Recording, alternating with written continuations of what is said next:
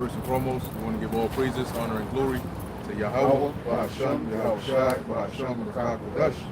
Double honors to the elders and the apostles of Great Millstone, and peace and blessings to the elect. And we're just going to get right into it.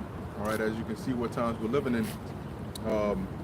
With all the news that's going on, things are ramping up. Now they're saying that Amalek is pretty much already on the ground over there in Gaza, and they're still giving out warnings to like some people in Gaza and northern parts of Gaza to evacuate.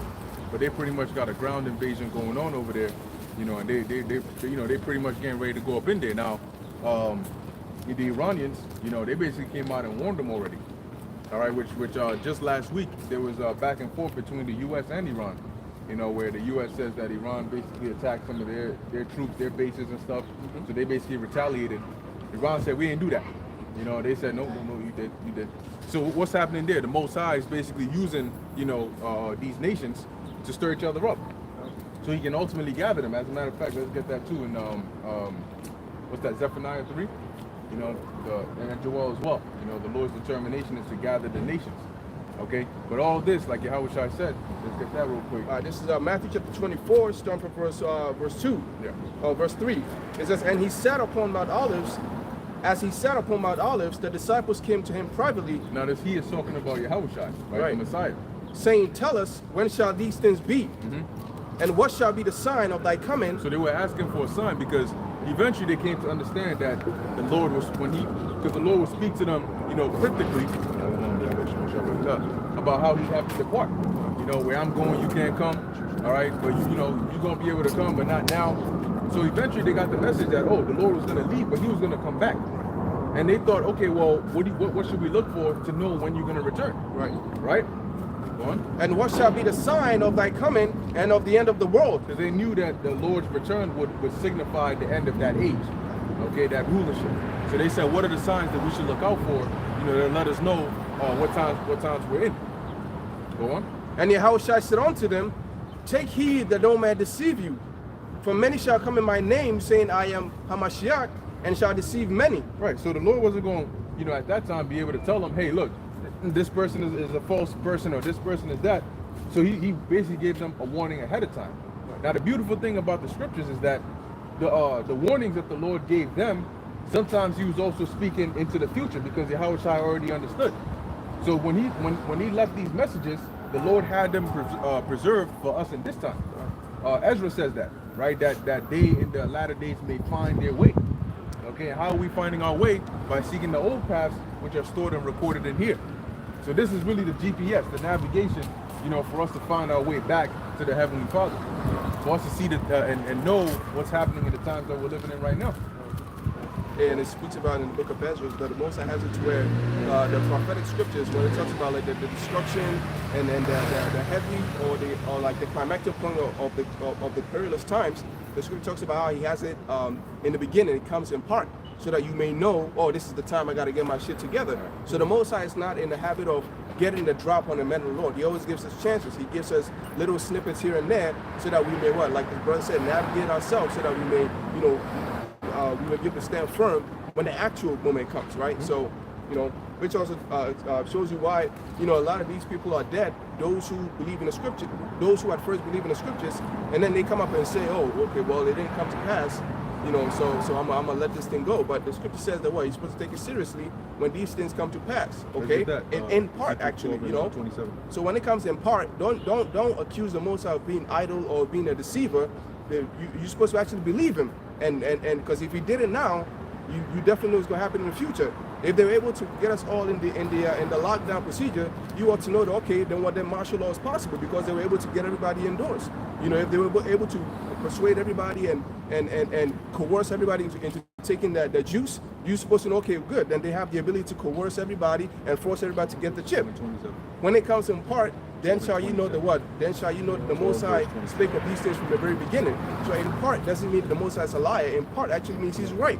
And that you must use this example and carry yourself, and learn how to carry yourself in the spirit of Yahweh Bashim Shai when the actual moment comes. That's right. And brother got a quick precept to back up the point you were making. Let's just shift this down a little bit. You can bring it up. This is Ezekiel 12 and 27. Son of man, behold, they of the house of Israel say, the vision that he seeth is for many days to come, and he prophesieth of the times that are far off. Prophesieth. Prophesieth. Yeah, Ezekiel 12. Cool. Go ahead. Therefore say unto them, thus saith the Lord God, there shall none of my word be prolonged. Right, so basically what they of the house of Israel say that the vision that he seeth is for many days to come. So what is the vision? The vision are these prophecies, right? And it says they're for many days to come. Now, some of the visions that they did see were for many days to come. And the angels did talk about that, right? That this is not going to happen until the end. But this in this time, you still have people saying the same things about the same visions. But if the vision was to last 10 hours, you could say it's for, it ain't going to come for a while when you first hear it. But maybe now we're in the 9th hour. You can't keep saying it ain't going to happen for a while, because we're pretty much in that last hour where these visions are going to come to pass. So what did the Lord say?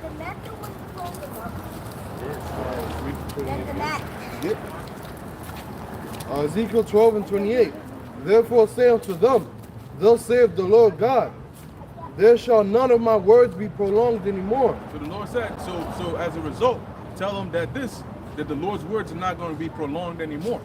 So what's an example? The Lord said he's going to bring destruction upon this place in specific instances. And it doesn't happen for one generation, doesn't happen for another generation, doesn't happen for another generation. That was the word of the Lord being prolonged. That was the word of the Lord being prolonged. But now he says, tell them that it's not going to be prolonged anymore. So us prophesying to you about the times of World War III and the martial law and the famines and the FEMA camps and the MOTV, that's not going to be prolonged anymore. Okay? Go on. But the word which I have spoken shall be done, saith the Lord God. Yeah, so what the Lord said, which is in the vision, which is in the book, is what's going to happen, is what's going to be done, saith the Lord God. Got it? There's the book of Habakkuk, chapter 2, and verse 3. It says, for the vision is yet for an appointed time. So going back to prolong, is yet for an appointed time. So that time of waiting for that thing to happen is where it feels like it's prolonged, because when a word goes out, you're thinking of it to happen right away. That's why the scriptures tell you that, because judgment isn't exercised against an evil work. exactly speedily. The people of the world are basically just taking advantage of the time that they have and just keep doing wickedness after wickedness after wickedness. Okay?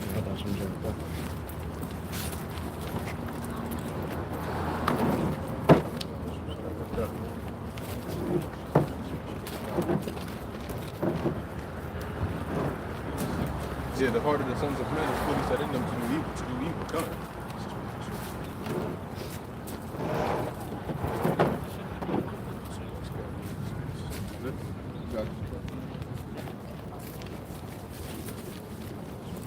You keep going.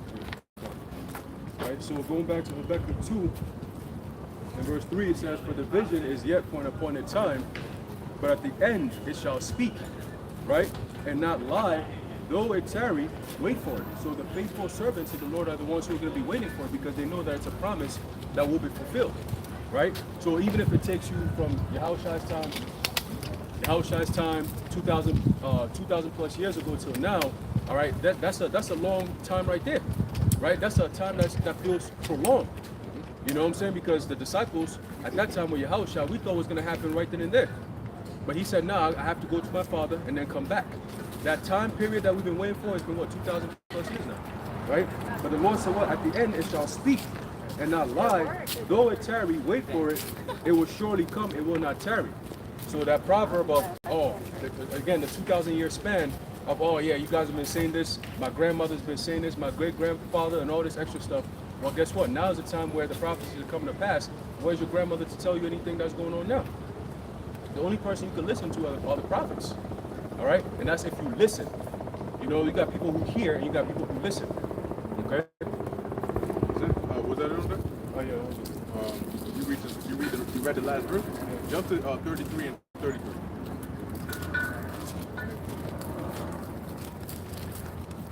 Because ultimately, like the brother was saying, now it's to the point where you can't, those excuses that they used to make before, they can't do that now. Now you see the Lord is taking action very quickly, you know, and judgment is starting to go out, and the Lord is not holding back anymore. Okay, go ahead. This is Ezekiel 33 and 33. And when this cometh to pass, lo, it will come. So Then what's shall that talking about? What's the it? The it is talking about these visions, these prophecies. So when they come to pass, lo, it will come, like we read in Habakkuk, right? That it will surely come, it will not tarry. Go ahead. then The beginning of the end. then shall they say, then shall they know that a prophet hath been among them. Right, because you're going to remember that there were certain individuals that were telling you about whatever it is that you're going to be living in. So when that thing happens, you're going to know, oh, shoot, these men were actually prophets. Because they told us everything was going to happen before it even happened. We just didn't listen, you know, but these men were right. Now we got to go find them so we can get some of them answers. Like in the movie The Matrix, right? If you've seen The Matrix, there was a part in there where Neo went with Morpheus and them, and they were looking for the Oracle, all right, so that they could find out what the prophecy was. And she would tell them information according to the prophecy, okay? So they basically had to seek her to find that information, and that's going to be a lot of these people when the impending danger is upon them. They're going to try to run to look to the prophets to see if they can find some information to calm them down, you know, to keep them stable in the mind. Because right now we stable, you know, we're not bugging out, we're not losing our minds. The truth is so powerful that even in the midst of adversity, you're going to be stable. Shadrach, Meshach, and Abednego were singing in the middle of fire, praising the Lord. So, I mean, I don't know how much more stable it gets than that. That was it on there? Quickly to pick that up, I think that's in the book of John 14, how much I said that. John 14, verse 20, so I start at 6. It says, but the Comforter, which is the Holy Spirit, whom the Father will send in my name, he shall teach you all things and bring all things to your remembrance, whatsoever I have said unto you. Peace I leave with you, my peace I give unto you. Not as the world giveth, give I unto you. Let not your heart be troubled, neither let it be afraid. So, hey, like you were saying, you know, everything that's happening right now, if I guess you would say a person of this world, they will find this troublesome. They will find this worrisome.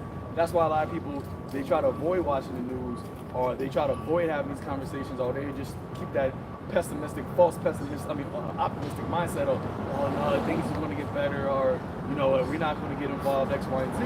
But it's like, they're already doing that because their heart is troubled, their mind is troubled. Their mind is troubled with the possibility of this escalating and becoming, you know, more and more dangerous, turning into, World War III. But for us, we're not troubled by these things because we remember what the Lord said. We have the Holy Spirit. We just said, these things should be brought to your remembrance. So now we know, okay, well, these things gotta happen. These things must come to pass so that we can actually get our everlasting rest. You know, here we have no continuing city, so but we seek one to come. And the only person that's going to really be in that mindset is somebody that has the mind of Yahushua. Everybody else is going to have a whole different type of view of what's going on in the world. Even these so-called truthers, they talk about it from a realistic standpoint, but they always say, we just got to pray, we got to hope that cooler heads prevail, that things de-escalate. But you see, your whole job is to see what's going on, and you see what's going on. You're doing shows on it, but you're still hoping that it's going to somehow de-escalate. That's because ultimately you don't have the spirit of Yahushua. You're not truly a prophet. They're troubled. They're Right. troubled in mind. Yep. Because they're afraid. And that's ultimately because they can see the danger, but you can only go so far if you see the danger.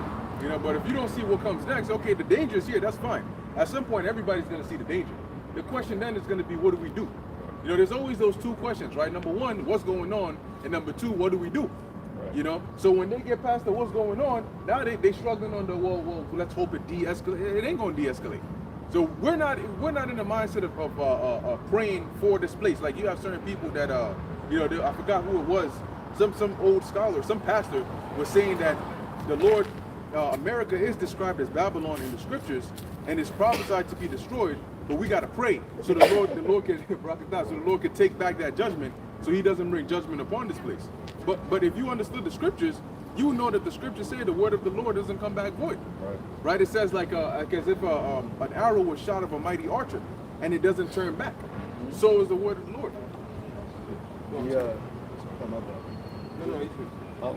The prophecies aren't boomerang. Exactly. Yeah. That's They it. don't come back. That's it. That's Hey, the it. Lord said what? That that it will accomplish. You should consider at the end. He said, damn, how to get? Can you get Jeremiah 30th chapter, 20, the last verse? The wrath of the Lord shall not return until it has. Got it? Nah. Jeremiah 30:24. The fierce anger of Yahweh shall not return until he have done it, and until he have performed the intents of his heart. Actually, read up one verse because we're gonna say what he's gonna do. Yeah. Jeremiah 30:23. Behold, the whirlwind of Yahweh goeth forth with fury, a continuing whirlwind. It shall fall with pain upon the head of the wicked. Hey, you know, that could be associated with the chariots, right? That continuing whirlwind, but also the continuous plagues, the continuing judgment that the Lord is going to bring on this place. It's not going to let up. It's not going to be to where it's like, oh, you know, always say like, remember that time where shit was just going crazy? And hell yeah, that was a wild time in America. Like, nah. Once the Lord's visitation on the earth comes, his wrath comes, he's going to let it all out. He dealt with Israel in measure. Well, a little bit of judgment here, a little bit of judgment there, boom, boom, boom. But he didn't give Esau all the wickedness Esau did. I believe that's also in Second Maccabees, First Maccabees 6 chapter. You can find that when I believe Eleazar was speaking. He didn't give that to these other nations, to Esau. He let Esau continuously do these things, build up a tab over and over and over and over, without actually bringing the judgment. But with Israel, every time we went off, the Lord immediately judged us, and that's really like a mercy thing too. You know, instead of just holding the wrath for a long time, he always judged Israel when they went off. That's why even to this day, people look at Israel like, y'all ain't nothing but slaves. Well, why are we nothing but slaves? It's not because we just fit. Nah, we ain't nothing but slaves because we're being punished. We've been punished for always going off. So that's why these heathens' mindsets, they're like, oh, y'all just always been at the bottom. And really, except for the 40 years between King David and, well, the 80 years between King David and King Solomon, we have always been at the bottom. When you look at our history as a nation, but for Esau, he sees it as he's always been at the top, especially since the Renaissance period, and he's never really gotten judged for that. But keep going. I see. Yeah. The fierce anger of Yahweh shall not return until he have done it, and until he have performed the intents of his heart. There you go. So he said the anger of the Lord is not going to return until he has performed the intents of his heart. He has an intention upon this place. And I think it says it in Isaiah, what he's going to accomplish his purpose. You're not going to stop the Lord's purpose. So you saying, oh, you know, we got to pray for a Babel America, we got to pray that Kula has prevailed. That's literally falling on deaf ears. That's like, you're praying for the complete opposite. That's even Yahweh Shai told Peter that. When he said, oh, you know, I don't want you to get killed. He's like, yo, you say the things that concern man. Get thee behind me, Satan. You know? In the latter days, he shall consider. Yep, you should consider it. And how are you going to consider it? See, we already considered it. But the world is going to consider it when you realize, like, it's not stopping. It's continuously just getting worse and worse and worse. That's when you want to find out, yo, like, this place is done. Because right now, people still have this false sense of a normalcy bias. Well, you know, I can go to the park, I can go to the store. You know, yeah, World War III is happening, or, you know, things are racketing up over there, but my life is still normal. So they're not really considering. But guess what? Those people in Gaza, they're considering. Mm-hmm. They're like, yo, we may not live. That's why they're writing their names on their child's, names on their legs, so that they want to be buried, mass buried, that they actually will have a name. They will know who this person is, what happened to them. That's the mindset that they're in at this point. They're considering the actual gravity of the situation. These Babylonians here in America, they're not considering what's going on right now. Not walls. Carelessly. Yep. Yeah, this is Daniel 7th chapter. This is to back up the elder one who talked about the other nations having been judged yet. This is Daniel chapter 7, start from verse 2. Verse 12, it says, as concerning the rest of the beasts, they had their dominion taken away, yet their lives were prolonged for a season and time.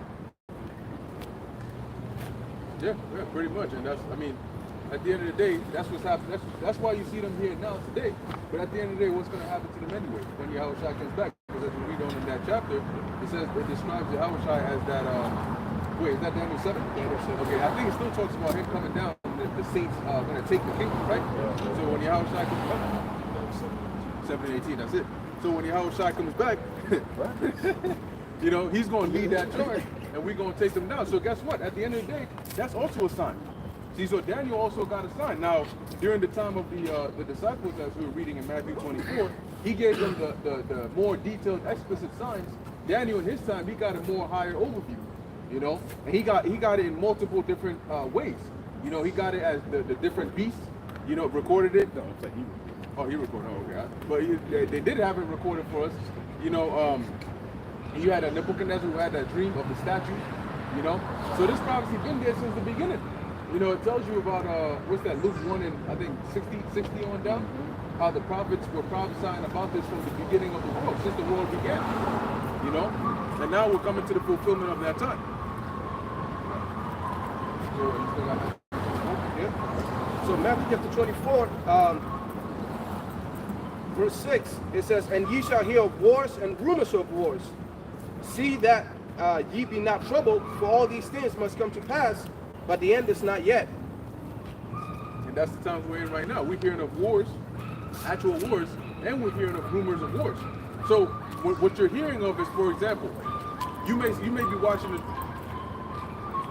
Man, you may be watching like a news clip, and you'll hear maybe one of the somebody in the U.S. say like, "Hey, at this point, if the U.S. goes and does this, that can get Iran involved, and this can really spiral into a more major conflict, which could possibly lead Russia up in here and further nations, even go as far as NATO." That's a rumor of a bigger war, because you already have a war between Amalek and Gaza, but now, or Hamas, but now. There are rumors out there of this war becoming an even bigger war, you know, like a vortex. Now, you know, this guy, I remember years ago, I mean, this was like 2013, 14, 15, David Icke, he was talking about that in that region, there was going to be like a vortex. The event is going to be like a vortex that draws in all these nations that are going to come in there. So we were talking about World War III up all the way in 9th grade. You know, people were looking at you like, what the hell are you talking about? You know? This guy, Storm Clouds Gathering. Yeah. We thought that's when it was going to pop up. Yeah. Yep. But it was for a point in time. So that's why those signs that the Lord gave are very important, because what did he say? The end is not yet. Because you still have some other prophecies that got to take place. But you know what? It makes sense that these prophecies are going to be, you know, in a rapid succession. Because when you look at the tensions going on in the Middle East that are going to lead to the ultimate, you know, destruction, things are moving pretty rapidly. But it's like the Lord, he puts the brakes on it a little bit, then he lets it go, then he breaks it a little bit. But if that's happening very rapidly, then what about the things that got to take place before then? You know, it doesn't make sense for the tensions to be this high, and then you say that we got another 3 to 5 years for the MOTV to come out before this then continues its escalation into a world war. By then, they done already formed peace treaties and calmed their asses back down. Yeah, they would empty. Yeah, they would done all that. You know, so while the tension is hot, the Lord is, you know, stalls it. Right, the angels are holding back the winds, but then you got these other prophecies that, all right, now it's your turn. Now it's your turn. Now it's your turn. You know, because the time of the MOTV, the martial law, and all of these things. First off, in order for them to implement a system like that, where you don't have the MOTV, you pretty much can't do anything. They need to have some draconian-like measures in place. You know, they need, and in order to get those measures, they need that civil unrest. They need an actual a catalyst, Yes. to have that happen rapidly. Just like the whole thing happened with the image. Like those things that, you know, the whole lockdowns and all that happened, that really happened very quickly. But why did it happen so quick? It's because it was something big enough to catapult it for everybody everywhere to lock down. Right? So you can easily, and we always talk about, you know, how back at the end of 2020, I believe, or end of 2021 or end of 2020, where they had the financial simulation with the banks, the state of Israel, then like you had 10 big banks, they simulated a global financial problem, right, that collapsed. that simulation, you don't do that for no reason. That takes time, that takes money. That's an operation that you're doing for a particular reason. A reason to see what would happen if these things occurred. So all you now need, so you tested it, you already have the product that you want to bring out, right? You already tested it, you know how everybody will respond or how the banks will respond to it. All you now need is the actual issue to occur for it now to bring this product, bring the solution. We always say the problem reaction solution. You know? And that's how, like you said, it's a catalyst because they do something known as exercises, and then when it becomes real, they make it a live exercise. Like the pandemic, that was a live exercise, and they said it. I mean, I remember at that time it was Pompeo. He was there with I think his name was Mike Pompeo. He was standing next to Trump, and he was saying, he said, "Hey, I mean, guys," they were talking to the media, and he said, "Guys, I know this is a live exercise here, but we still have to, you know, put it together like it's real for the people to believe it." You know, so they're saying all this shit on TV. It's like, what the fuck? Why are people not paying attention? Same thing with the whole war thing. Like what Zaquan said, it's a catalyst that brings in all this new draconian measures and all this different shit. Yesterday I saw that they were saying that they're going to be bringing new travel measures, all right, because of safety. Because now, this whole Hamas situation, whether you might be in Africa, Asia, Europe, anywhere at all, there could be a threat. You know, there's a feeling of threat. So everybody got to be safe. So download this app that connects you to the feds. So now the feds can tell you, hey, there's an alert here, so check it out. Or don't go over there. Or there's a grouping, or there's a protest, so don't go over there. That kind of thing. So another way of controlling the people. You know, over there in Israel, where they have the whole conflict, what do you think they're bringing over there? They're bringing all new strategic weapons. All right, that's every time they have a war. That's when they bring in the new innovative technology. You know, we're sending aid over here. We're sending aid over there. What aid are they sending? You think of aid, you think of money. When they say military aid, they're talking about send the troops in there. Send the troops. You know, when we say humanitarian aid, we're trying to help the people. No, it's not humanitarian aid. It's bring the troops in who are going to guide and control where the people are going to go. That's all it is. And you wait till it comes over here to America, it's going to be the worst. Why? Because Americans are going to try to defend themselves. It's going to get bloody. Over there in the other countries, it doesn't get that bloody. You will have protests in the streets. You're going to have the fires, the Molotov cocktails being thrown around and shit. You have that because the people don't have arms to defend themselves. So you see them going back and forth with the police and all that. Over here in America, it's not going to be that way. They're going to be using strategic bombers. They're going to be using the tanks, the military, the super soldiers. Exactly. It's going to come over here. And that's what's prophesied, man. So get ready for that. All right? But again, these are all steps leading to one thing and one thing only. The MOTB, then World War III. Okay? Yeah, right. So to Quentin, what you just actually said again, as far as like the time and like the events ago, then goes in. All right, so this is the book of Esdras, second Esdras, chapter 4, verse 37, and it reads, "By measure hath he measured the times, and by number hath he numbered the times, and he doth not move nor stir them until the said measure be fulfilled." So basically, all of it. I mean, every step got to be taken. Everything he has to be done. Nothing skipped. Yeah, he has measured those times, right? So meaning the Most High has set it up. So that's why only the Most High knows, you know, this is going to happen this time, this is what's going to happen, because he's the one setting it up. You know, at this point, I'm going to make this happen, then I'm going to make this happen. But remember, the Most High doesn't dwell in time, you know? So for us, it's like, okay, at what time is this going to happen? For the Most High, it's like, I'm going to set this to happen when it's going to happen. It's appointed. It's already baked into the timeline. You know, we just got to keep on, and we'll see as we get closer, but we don't know the exact point in time. And the Most High ain't going to take the time, all right, this is supposed to happen on this date, I'm going to grab it and I'm going to move it to this date. He ain't going to do that because he's bound by his word. You can't even do that. If it's a movie, once the movie's already out, like you can't change the movie while the movie's playing. You know? So things are already set. It's already been written. The script has already been given to the producers. The producers are already set up the set, the plot. The actors are already acting it out. So it's already, that's why he said I declared the end from the beginning. You know, and that's why we ultimately, for us to have the knowledge, that's why we can be at peace. That's why we can be, you know, have a mind that is not bugging out right now, wisdom and knowledge and understanding, because we know how the movie ends.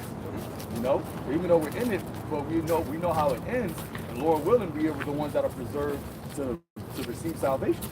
Why? I mean, why else would you want to know how it ends if you're not going to try to fight to be delivered from it? Hey, even the perfect example, the movie thing. Even before you get casted into the movie, you get the role you're gonna play. You get to read it. You read the script, you know, and then they do the testing, and then they say, okay, this guy would be best to fit this role. So we are the prophets who get to read the script of the movie. So we know what's going on. So the whole time we are playing a role in the movie, but really we understand the movie.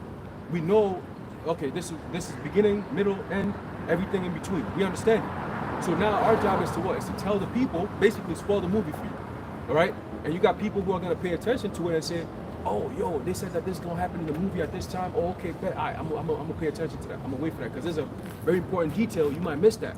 They're not gonna tell you everything, but they're gonna tell you enough where you gotta pay attention to it, you know?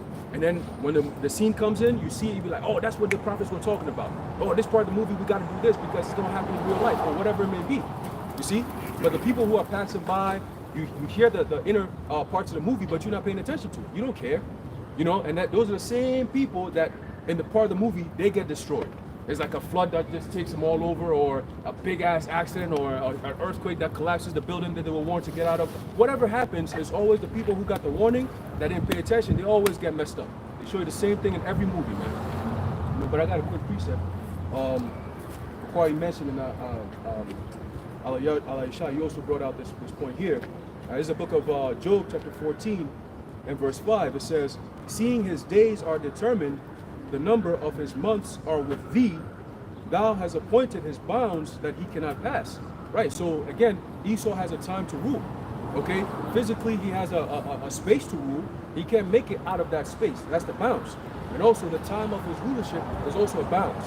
So when it gets to that time, scriptures tell you in 2nd Ezra that what? Esau is the end of the world, and Jacob is the beginning of it that followeth. That end, it has to come.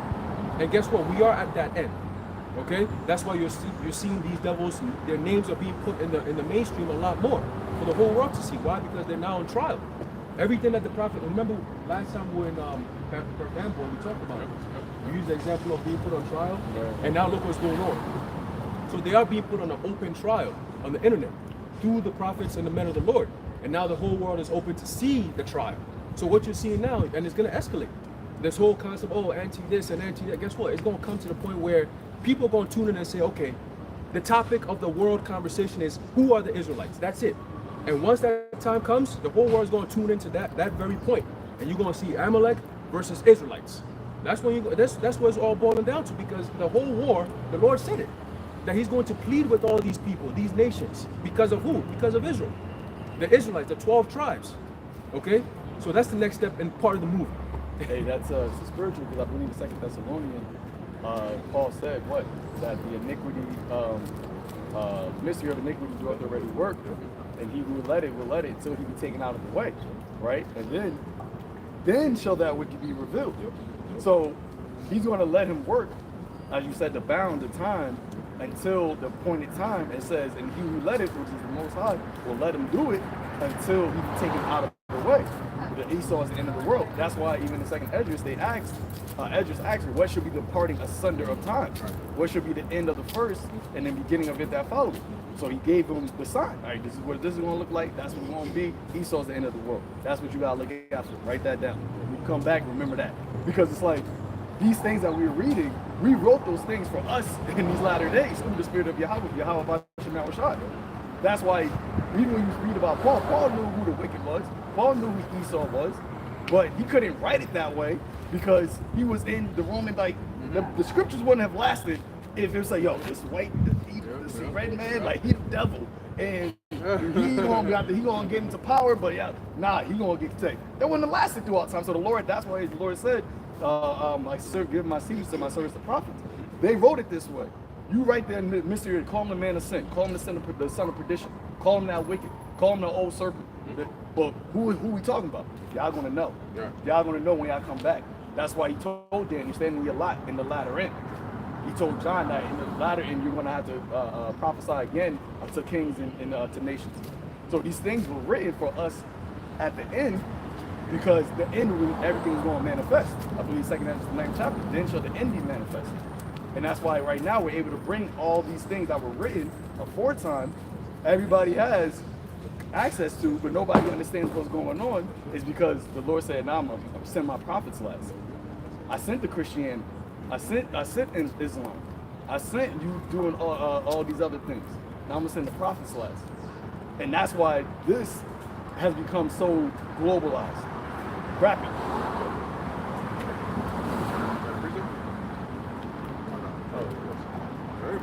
Wisdom of Solomon 8:8. If a man desire much experience, she knoweth things of old, and conjectureth aright what is to come. She knoweth the subtleties of speeches, and can expound dark sentences. So when it says she, is not talking about an actual woman, but really those that have wisdom will be able to exhibit those characteristics. Like we're able to expound on dark sentences. You know, we're able to understand the subtleties of speech. You know? If I may, as the elder just mentioned, he made the point about, well, it's encoded, so it's not for everybody to see, but if you can expound on dark sentences, that means you can look at, oh, accuser of our brethren, what is that talking about? Who is that? That's an actual man, that's an actual nation, Esau. But that's the spirit of wisdom has to be with us to where, oh yeah, you know what it says, and can expound dark sentences. She foreseeth signs and wonders and the events of seasons and times. Yep. Yeah, she foreseeth signs and wonders. So that's why we see the things that's going on in the world. It's not a mystery to us. It's not a, well, I don't know what's going on, what's what, because the prophecy has a practical application of what's happening in the real world. So Christians, they'll say, well, yeah, the prophecy, man, that's a great prophecy, but you don't even know what it means. You know, you don't actually know how is it playing out. How is Joel 3, you know, awaken the Gentile, or, you know, awaken the mighty man? How is that playing out? Proclaim this among the Gentile. How does the book of Obadiah play into what's happening right now? How is the book of Revelation 12 and 12 applying to right now? To them, it's just a loose bunch of dark sentences and fairy tales that they can't actually apply to real life. So the scriptures is a dark book to you. It's useless to you. It only has value when it's wielded by the bright men. I think it's in that same chapter. He says she make it friends of the holy prophets. Yep. I think that's 7. Yeah, because it's a very difficult thing if you really think about it in order to really break down the scriptures, especially the prophetic ones. Because you need to first decipher what's being written, understand what is it actually talking about, and then understand, okay, linking the people that identified in it. Because it'll say this person will do this. You got to understand, okay, what is this person going to do? But then who is this person? And when you understand that, then you got to link them with modern day what's happening. So it's very easy for you to say, that's why people turn around and say Babylon is the Vatican, you know, or the beast is Rome, or you know, something like that. I'm not talking about the Roman Empire. They're talking about actual Rome itself, you know, because it's very easy to link prophecy with the wrong thing. Because if you have only understanding of that one part, you may say, oh, this makes sense that this is talking about this one person or one group or one event. But you need understanding of the whole book before you get a balanced outlook to know, oh no, this ain't talking about the Vatican, this is talking about America. You know, so it's not an easy thing, but for us, because of the Spirit of the Lord, He made it so. I just want to read this in the compact. We bring it out plenty of times, but it applies here. We read about Edom. It says Edom figures prominently in prophetic scriptures as the scene of great future judgment. So the scriptures, like the Paul, like we were just saying, Paul, we read about in Revelation where it speaks about the day of Armageddon, the war. It never mentions Edom, right? It doesn't say Edom. These scholars, they did a diligent search, because obviously they give you the scriptures where it speaks about future judgment. Well, if that future judgment, Isaiah the 34th chapter, Isaiah the 63rd chapter, Jeremiah 49, if that never happened yet, then Edom still has to be on the scene. They still have to be here. And a lot of, especially the vocab and all those guys, Edom done away with. Well, it said it deals prominently. That word prominent means like they're an important figure. They're important. They have an important role in the movie of prophetic scriptures of future judgment. But the Lord gave the prophecy of the understanding of, all right, well, who is Edom today? Who is that now? Because they're not going by Edom anymore. None of these nations really go by their actual Hebrew names. Ishmael, maybe they don't really go by Ishmael. They know the Ishmaelites, but they don't go around there, I'm an Ishmaelite. You know what I mean? So only one that really does it is the one that ain't it. It is the 48ers. How is that the only one that lasts out of all of these tribes? They're the only ones that still got their names.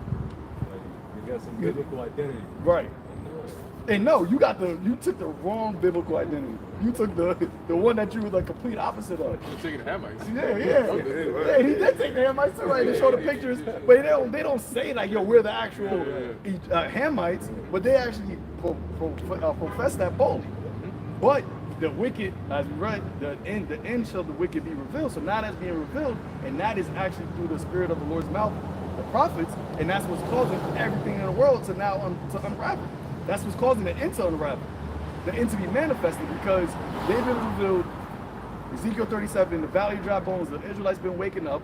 Now the ball gets rolled toward the end of this. But remember, the Lord said that this is compared to like a drop to the real story, which is us in the kingdom. Like how you always say, this is the prologue. So this got to come, in quick. It's a little funny too that the fact that they go so hard to try to let people know that Esau Edom is done away with. That means that they exist. The fact that you have to jump out and say, well, they don't exist anymore. If it was a known thing, you wouldn't have the need to come out and tell the world about it. Yeah, nobody tries to argue that dinosaurs don't exist exactly. or something like that. Yeah, because you don't see them. You don't need to go educate someone. Hey, you know, dinosaurs don't exist. They're done away with. You know, we know that. We don't see them around. But Esau Edom is very, very much alive. He's the one who rules everything. You can't hide from it. You could say, oh no, that's anti this. You could call it all you want. You just can't say it's not the truth, because it is the truth. You can call it names. You can call it hate speech. Guess what? Facts ain't hate. I always say that. Facts ain't hate, man. And the world is waking up to those facts. Whenever I see a video, I go in the comment section. All you see for the most part is people saying the same things we say. Oh, those are not the true Israelites. Those are not the true people from God and all. They say it all the time. They ask questions that I haven't even thought about. I'm like, oh shit, okay. So people are tuning in. They are tuning in, and they're not going according to the narrative that Esau Edom is pushing no more. They're not playing with that no more. You know? Certainly. So now what is the narrative that he's trying to use? Is one last ditch effort before he comes down with the sword again, is victimization. That's the last thing. That's his last deceptive tactic to use. Before it's like, you know what, fucking cat's out the bag. You know, they take the fake a mask off and you see the devil, cat's out the bag, nigga, here I am.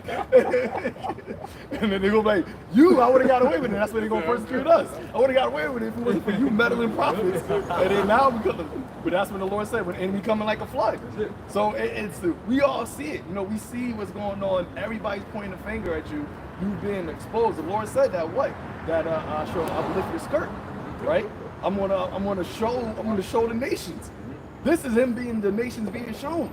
You still trying to cry, you still trying to do what you did with Cain. As Cain, you still trying to do, oh, this is too much for me. You still trying to do what you did with Esau. It's not working no more. You're not getting away with the same shit no more. Because this is the time of the judgment.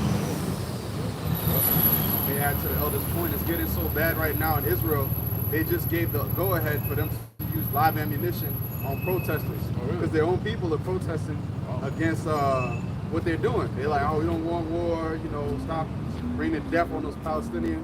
And the elites over there, the heads, they don't give a shit.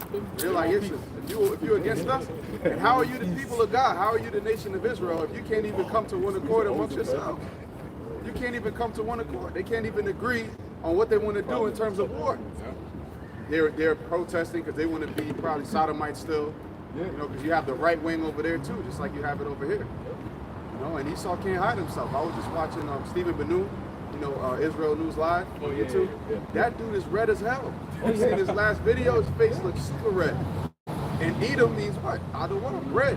So even though it's hidden in plain sight. And it's dark, but when you actually know it, when the Lord gives you the spirit of wisdom, to see the dark sentences and to be able to break it down, you're like, oh, this is plainly obvious. So they must have a delusion to not be able to see it. It's so interesting too, because like the concepts of it is like, it's really a mystery, because if we're talking about Jacob and Esau, they're brothers. But why y'all, like, we don't look nothing like y'all, but it makes perfect sense why we are what we look like, and then why that's why the scripture says like he came out red all over like a hairy garment, right? That's a dark saying, really, but it's really not too. Like it's like why did he all right, who's this? Who does this match? You just look in the world like, who is this nigga? like, somebody gotta fit this nigga. Like, why is he red? Like, why is he a red person? But then that's why they changed the whole vernacular of it. Oh, we're not red, we're so-called white. We're this. You changed. That's why was that Revelation the 20th chapter? We went out for a little season to deceive the nations. Because before that, before the Renaissance, people knew who Edom was. People knew who Edom was. They knew all these things. They had, even I believe it was during the time of Yahushua, Antipater, the Idumeans. So you still had the Idumeans as a nation of people. But once they came from out of the dark ages, and the Lord let him out for a season, it says literally for the purpose for him to be let out. To do what? To deceive the nations and to gather for the great war of Gog and Magog. Yep. Here we are. Here we are. Gotcha. Like I'm talking about escalating quickly. That all started on the 7th of this month. Now that's when all this started. Look how much it's progressed. Right. Yeah. And October, I mean, it's a couple days left, but like, and the dude, a God from Israel said that expect this to go on for months, at least. So. Yeah, they said it's gonna be a long. What's this guy? Kirby? Yeah, that's Kirby. They said. I think bloody. Somebody asked him. Somebody said, "Yo, Biden said that if Iran did something, that they were gonna respond, and Iran just did something, and now they ain't do that. So what we go? Is this the response?" He said, "Oh, come on, really?" We were responding. Yeah, you said we respond at a time that we want, at a position that we want. Bro. Yo, these guys right here, they come talking all that shit. At the end of the day, the Lord, they gonna do it when the Lord pushes them to do it. So it's kind of like Pharaoh. The Lord hardened. He don't want to see Pharaoh. Really, he was gonna let him go. The Lord said, no. I need no. Keep that. There you go. So the Lord kept that same energy on him, and that's what the Lord is doing to these guys right here. They're like, yo, it's gonna be World War III, but then the Lord puts the spirit on them. You still gonna do it anyway. You're gonna do it. You know what I'm saying? That's how Satan get in their mind. It's like, you gonna let them talk to you like that? Yeah. When two people are fighting and somebody hypes them, you gonna let them talk to you like that? You gonna let them Palestinians do you like that, man? Come on, E. You looking weak out there, man. You letting them just do whatever with you, man. Come on, step it up. You're supposed to be the hammer of the earth. You're supposed to be the wicked. This is supposed to be your world right now. Act like it, nigga. They're gonna ultimately, because we in that time now. Now that's a good point you brought up, right? Because this whole thing started on the 7th, and just like that, we already at a point where they talking about ground invasion, right? Yeah. So you see how quickly, because on the 6th or the 5th or the 1st, ain't nobody was thinking about that. Or you had over here in the same month? Was that this month? Where you had the emergency alert? That was the 5th. Oh, that was the 4th. I thought it was okay. The 4th. Yep. So you had that. Yep. A couple months earlier, remember they gave all of the senators the radio, the phones. Like, why y'all doing all this? Yeah, all of a sudden you just doing that. You got the emergency alert system. Like, there's literally the Lord is the mustering up the whole set of battle. Like, it's something that's happening. But now I'm thinking, like, if you broken it up and interview there was a video that came out of how to basically what to do in the case of a in New York, right? Yeah. Around the same time. Remember that? Yeah. Hey, well, they shall waste the portion of the land and the stuff. You got that? Yeah. Because we in a time of war. And the reason we're talking about this like it's so prevalent is because we know what's gonna come out of that east. We know what's gonna come out of that region. A lot is gonna go in there. A lot of people are gonna go in there, but a lot is gonna come out of there as well. Okay? So just you watch. Right? So Matthew chapter 24, it says, and ye shall hear of wars and rumors of war. Oh, so I jump back to verse 7. It says, for nation shall rise against nations, and kingdom against kingdom. And there shall be famines, and pestilence, and earthquakes in diverse places. All these are the beginning of sorrows. Yeah, and it says in diverse places, right? Now keep in mind that there are actual famines, like right now, there are places that are in severe famine. And just because it's not happening in your block, doesn't mean it's not happening. That's why Yahushua mentioned in diverse places. the earth itself is in trouble, meaning the inhabitants of the earth are actually suffering and struggling. The thing is that well-developed countries, they basically get it last because they're more advanced than, like, for example, a third world country. But it doesn't mean nothing is happening. And that's also why a lot of these first world countries are trying to push it for the whole lab grown food. Because they're saying that, I mean, also you do have Esau being a demon with that, but they're also saying that this is for because there's a food security globally. And like how you said, the developed countries, they get it last. And they're trying to be ahead of the curve. So like, yo, in 10, 5, 6, 3 years, whatever's happening in Yemen, that can happen right here because we're running out of food supply. So we gotta start making food. We gotta start doing lab grown food and try to process it and have it happen quick. Because there's a whole actual process that goes into making actual food. It don't just pop up like yours. It just don't pop up in the supermarket. You gotta go through a whole process. And that process, because the earth is failing, right? The Lord said in 2 Corinthians 50 chapter, the crops is going to fail, the earth is going to be failing. It's now taken, and then you also got on top of that how Esau just destroying the earth, so it's not yielding up its strength as much. So you can't just wait on the earth to do what it does every cycle to produce enough food for everybody to eat. So what do? Now we got to make food, but that's the what? Famines. Because you making that food. A lot of people are not going to eat that shit. A lot of people are going to eat it, but a lot of people are not going to eat it. So that's going to cause what? If there's a shortage of actual food, that's going to cause riots. 2 Corinthians 15 chapter for the lack of bread, because the lack of bread can happen before you even have mass production of this lab grown shit. Then what? Now you fighting over the supplies or the scarcity supplies of actual food that you have. Why are they locking up shit already? So it's the whole process, as the Howard Shai said. You're going to have famines. You're going to have in diverse places, wars in diverse places. It's not just here in America. It's the actual type of world. The Lord said He's going to visit the earth with you. Hey, real quick, I was listening to the BBC News. This was like about a month ago or so, and they were saying that I think in Nigeria there's a lady. She has like she got her family, she got her husband. I think she had 2 kids and herself. And what they do is every day, their job is basically to be workers for the family. Right, that's their job. They don't go out to work any professional jobs. Their job is the family. So the man has the land, and he decides, okay, I'll give a small portion of the land to my wife to garden. You work on your garden when you're not working in my field, type shit. So during the morning, she makes food. They take it to the farm. They go work in the farm on her husband's land or whatever with the kids and everything. They come back home in the evening. She cooks and all that. Cool. Story is, she's saying that now it's hard for them to even grow crops because what's happening is the forecast, right? When the news people come out and say, hey, expect some rain next month, everything, they do all the preparation to go in for next month, and then the next month comes, there's no rain. And then there'll be a month where they'll be like, okay, we're expecting it to be dry completely. That dry completely, they don't prepare. And then next thing you know, they get the rain that they were looking for. And then she was saying it, when she was saying it, I said, wait, time out, hold on, that doesn't even make sense. How is this happening?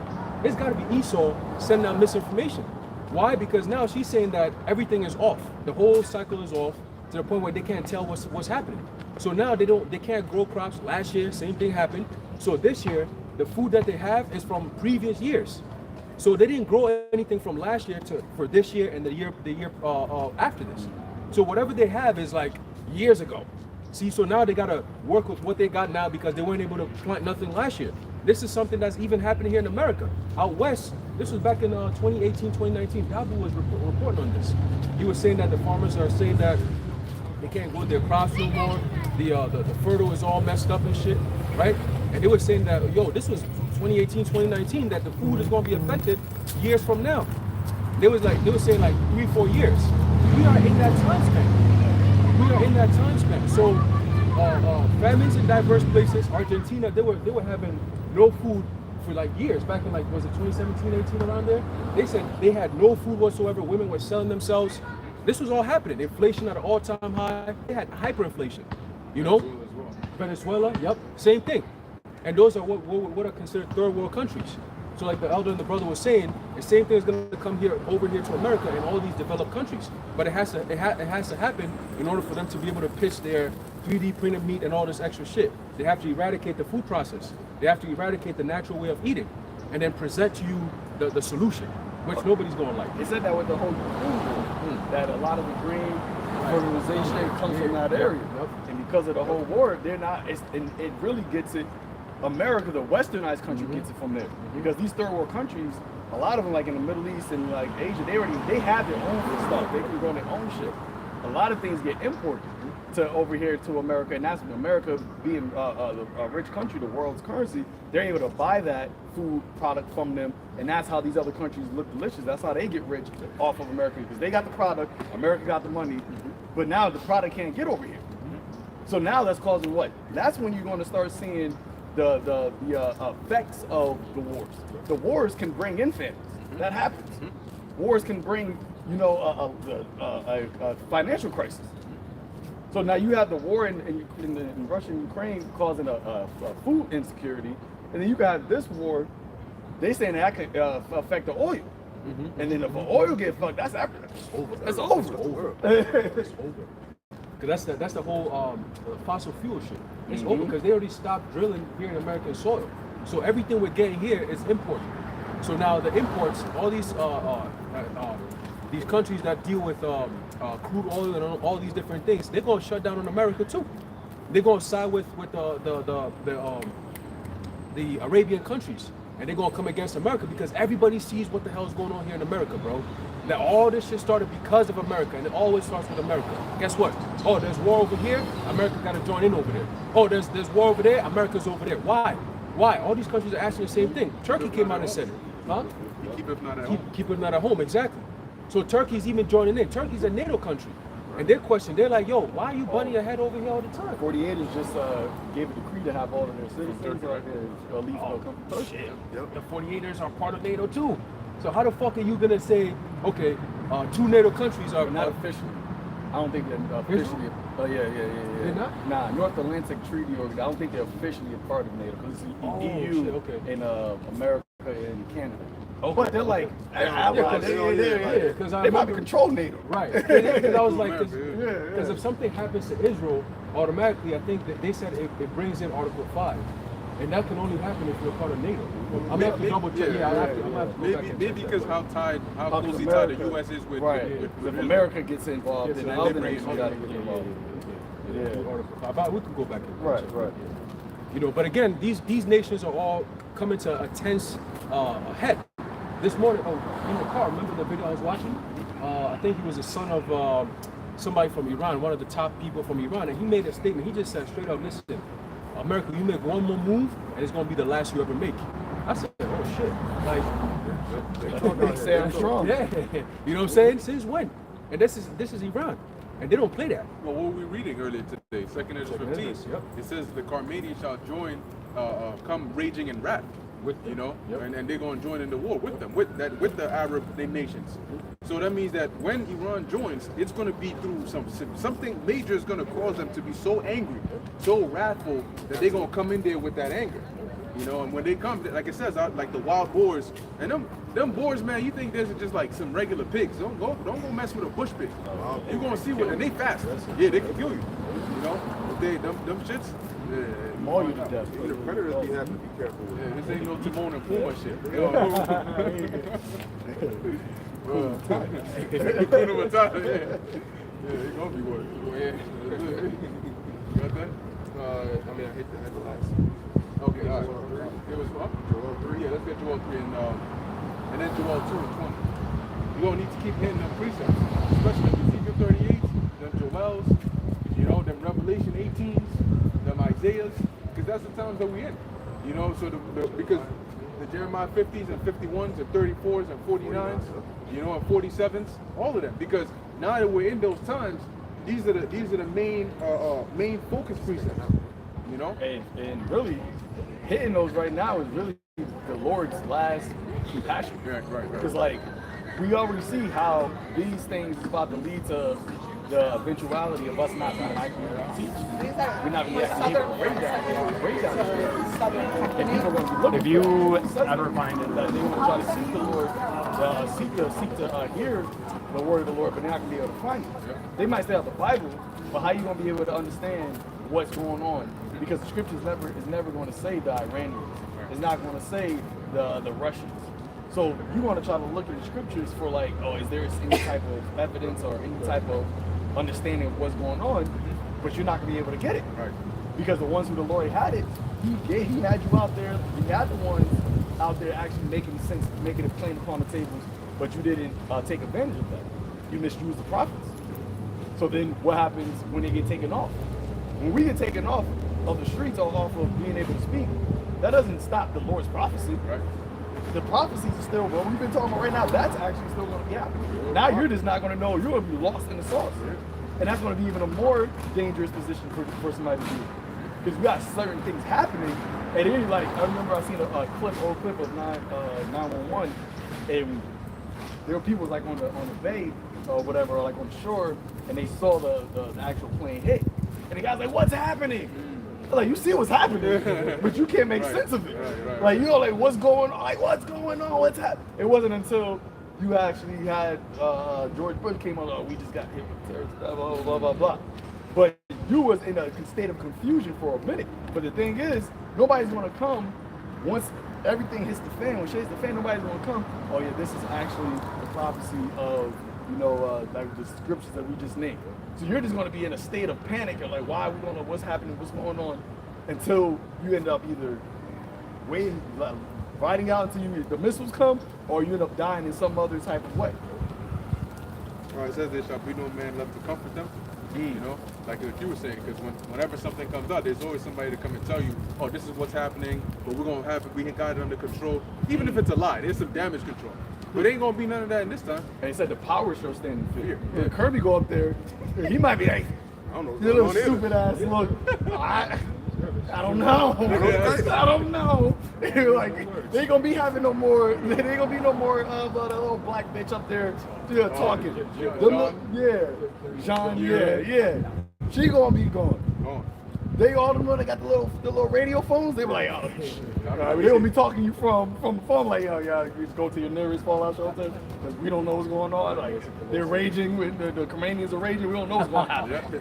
Yep. They even said that, like the thing that happened in Maine, right? They told the people to stay shelter in place. We don't know what's going on. We don't know where this nigga at. We don't know who he is. So stay in place. That's the only thing we can tell you. So you got people up there that was afraid. They were like, who the fuck is this? Like, what the fuck? You know? Imagine that on a global scale or like on a national scale.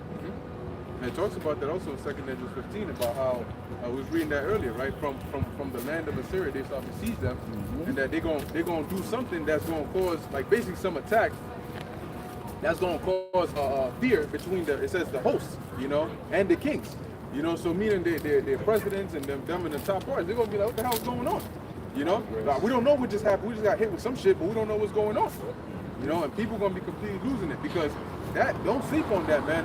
That narrative of people flushing in through the border, something is going on in there. No, they wouldn't come out and tell you that there may be some Hamas people in there for no reason, you know. They were bringing these people in by the boatloads. So definitely then, and if they're saying people from Hamas are in there, then most definitely they can come out and say that there's some Iran-backed militias or sleeper cells or all of them in there, you know. So that's not a far-fetched thing at all. And with that, imagine they come out and they do some major attacks. You don't think that's grounds for martial law? Like on a heavy level? Yeah. And they don't know who's who. The stock market. Yeah, yep. Because when what happened, global stock markets collapsed. Oh, they said the S&P 500 has gone down. This is the third month in a row that they've seen a decrease. Not even not even this is just straight down. Yeah, 3 months straight. I was like, oh, okay. Beautiful. You have something? No. Oh. Yeah, let's bring that up. Joel 3:9. Proclaim ye this among the Gentiles. Prepare war. Wake up the mighty men. Let all the men of war draw near. So why did you say wake up the mighty men? Because when you got reserves, right? So when people are in the army, typically when it's most active when there's war. Of course, you always have personnel, but it's most active when there's war. That's your military. And they go to wherever they got to go and do what they got to do. But in times of peace or times of not so whatever war, you got people that get, discharged, if that's the correct term, and then you got some people that are not really active in there.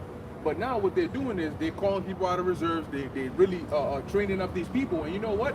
Because of that time of peace, they thought it was okay to throw women up in here, throw, softies up in here, because everybody's thinking, I could just go to the army and just chill, go into the military. What's crazy about that is what Joel is saying is he's telling, really, the Lord is telling Joel to say that. Joel represents what? The prophets. And he's saying, proclaim ye this among the Gentiles. Go tell them, prepare war. And that's what we're doing. Like, go tell them, prepare war. Because that's exactly what happened when we started waking up. What was the first thing we were talking about? Oh, y'all going to World War III. That's what the prophets did. So proclaim this amongst the Gentiles, prepare war. We woke up now. This is our shit. Y'all done. Y'all gonna fight amongst each other. We're not gonna fight. I wish I gonna come. We don't got a military. Y'all fucked this up, right? But prepare war. Wake up your mighty men. Let all the men of war draw near. And what you just said, they had this soft time, right? It says good times make soft men. They had this time where they thought everybody, it ain't gonna be war. We have a global Pax Americana. It's global peace. But now, once the Israelites woke up, things started to be mustered up. Now you got tensions involved. But now you got all your people, all your mighty men ain't mighty right now. That's it. So now they start to say your mighty men gonna cry bitterly. They gonna forborn to fight. They become as women. But you still gotta prepare war. Yep. They become as women. Speaking, you said that they become women. I don't know if y'all seen this like army cats. They was like little softies as you call them. They was dancing and prancing around. Dudes who were extremely feminine, like dancing in the army uniform. And basically somebody says like, yo, America can't. That's why that guy said that America has no position to win any war with anybody. I think there was a video where they showed on the side by side. They got like the Russian army. You got dudes walking in the dead of winter with the boots on. They tough. And they flip to these guys. They doing TikTok videos. They got the camera set. And then they doing the dances and shit. They're like, transforming with the U.S. Marine crowd. Like, oh yeah, y'all done. Like, and the thing about it, no, you want to say what you said? No, go ahead. I gotta get my thoughts. I was also going to say that this is also making mockery upon America, because what? The same thing that the Lord did upon Egypt when he was mocking those gods of Egypt when he did the red, was it the Nile River? Turned to blood? And then with the laws upon the beasts and all that, God's making mockery of God. So what's the Heavenly Father doing this time? Now with the TikTok, like you was mentioned, everybody can see that, the whole world. So the whole world seeing that this is America, this is the army that was so great and powerful that y'all looking like pretty much like chilling out here, playing dress up. Like that's how y'all look. Now they're making the Heavenly Father's making America look like a fool now. They're pretty much mocking the same thing that they exalted to make them look like a fool. Yeah, they give the women boob jobs. Like if you go into the army and whatever you want, if you're a woman, because they want their soldiers to have confidence. Oh wow. So if you go into if you're a man, you tell you have troubles with your wife, she don't look that good anymore, they will pay for her to have plastic surgery. Like enhancement surgery. I'm not kidding, it's for real. It's like all the branches. There's a woman go in there to get all that, that's what's going on in there. They don't go in there because they're strong and that they're patriotic. They just go in there for perks. Exactly, perks and stupid shit like that. I got a quick precept. Habakkuk chapter 2, verse 16 says, "Thou art filled with shame for glory. Drink thou also, and let thy foreskin be uncovered. The cup of the Lord's right hand shall be turned unto thee, and shameful spewing shall be on thy glory." And that's exactly what Shalomar was speaking about. What was the glory of America? This military, right? The superpower. That was like, there's no military that can match us. Our Marines, our Navy, it's this, and that. Now it's a shameful spewing upon them. And it happened, and that's why when you think about it, behold, I come quickly, we talked about it, like it happened in one generation. Because you got the same military men that say, back when I was a cadet and blah, blah, blah, we was tough, blah, blah, blah. But those men are like 60, 70, 80 years old now, and when they see these new generation of mighty men, they're embarrassed. They're like, he's crying. He's like, I didn't put my life on the line for a country like this bullshit. He was pissed. And when did that happen? The same generation within what the truth coming out. Hey, I was thinking about the other day too, like the whole women liberation thing. That happened around the same time, you know, when the truth came out, and they got liberated. They was able to wild out, and within the same generation, now you got women saying, "Oh no, this ain't it." There's a couple kids later, but it's the same like 50, 60 years because you can do generations two different ways. So between that same 50, 60 years, now you're just like, "Oh nah, well, I don't want to be independent no more." The Lord gave you this short period of time, and it was like, "Nah, this is horrible. This ain't it." Hey, but you know it's funny too. It's crazy how Shalman, you mentioned something about TikTok. I noticed from the spirit when the first time I saw TikTok, I was like, wait, we definitely got to be at the end. It's like the Lord using that, you know, the mockery because you have TikTok, which is the sound the clock makes. That's like America, your time is up. Like TikTok, and then the moment you see America's time is up, all you see is just fuck shit. It's like this is why America's gonna be destroyed, and it's all coming out within the past 2-3 years. You've seen the worst shit, and it's being put out through TikTok, man. So the Lord is just everything. You know. Remember that video you showed us? With, I think it was Moab when it was running through bricks and all that. Oh yeah. Yeah. So you see Moab doing that, running through bricks. Then they steal like this with their nuts. But here it is, you see men.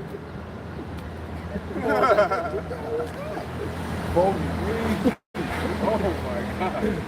Yo. Going like this when we get this correct to y'all and all that. Yeah, they put the filters on and all of that. Another precept. Nahum 3 verse 4. It says, because of the multitude of the whoredoms of the well-favored harlot, the mischief of witchcrafts that selleth nations through her whoredoms and families through her witchcrafts, behold, I am against thee, saith Yahweh of hosts, and I will discover thy skirts upon thy face, and I will shew the nations thy nakedness and the kingdoms thy shame. And I will cast abominable filth upon thee, and make thee vow, and will set thee as a gazing stock. And that's what has happened through the internet, through TikTok, all these things. You're seeing what America really is all about, the mindset, the mentality of these people. And it's because of the witchcraft, because they fell for the sorcery, they fell for the enchantments that this place is built upon, the demons, the idols, the gods, as we said before, that this whole place is built on. And now the Lord is showing you this is what it produces. When you are into Baphomet, when you're into all these gods, when you're into all these things, this is the type of people that you get. So now we're still proclaiming war. So now these are the people that got to go to war for you. These are the people that got to defend you. As we're talking about it. And well, those are the people that's going to be drawn into the wars. Dragged. They're going to be dragged into the wars. And they're like, help! They put a bring a gun in. No, easy, man. I'm saying, you know, with the draft, if they do the draft, you know, like it's an age group they're gonna target, and you know that age group is the age group that's into all of this fuck shit. So that y'all gonna have to like, because they said that they might get into where like if you don't want to join before it used to be jail time. I don't know how true it is. I heard that it could be worse penalties now. And you know what that could be? Take you out, and nobody hear from you again, type shit. I mean, they might as well just throw your ass in there then. They might as well just kidnap you, just still put you there. Well, I thought as far as it's still trying to be the still like professional protocol the way about it, but like that's going all out the window, like y'all said, eventually. I also remember, I don't know how many of y'all went to college, but I remember the selective service that when you go on the thing, you have to take it. So they already have a list of people, so it's like, okay, and women, y'all more than us that went to college, so it's like, oh, we have a selection of ladies to go through. Come to war. Yep. They don't think it's possible. It's equal. And it's funny because women before couldn't go to combat. Yeah. They could be in the military, but they couldn't actually go to, they had to be stateside, or they had to be like back to like be the nurses and stuff like that, but they weren't allowed to actually go to combat. And they fought for all these things, right? Yeah, you fought for all these things you wanted. Well, this is what comes with it. Yeah, it's like trying to be a man, but you don't want the responsibility that comes as a man. It's like, Nigga, child support and alimony. You want to go to war. Right, exactly. And you want to just sit home and do nothing. That's the duties of a woman. stay home and do what needs to be done. But no, you want to be a man. But when it comes time to actually step into the roles of a man, all of a sudden, no, this ain't fair. You try to run away. And a lot of men are also fed up with that. Not even in the truth, just men in general. They're fed up with women try to play that double standard role. So you got a lot of men that's going to be like, nah, y'all go to war too. Y'all want this. Y'all coming also. They're like, nah, you got to bring her. Ain't no man be like, I'll go for her. Ain't no Captain Americas no more. Yeah, yep. Like I said, it's not just men that's in the truth. It's just it's the vibration. It's the vibe of the world right now. And all the while, we're still proclaiming you still gotta go. Like you still gotta go. There is no escaping it. Because the Lord said what?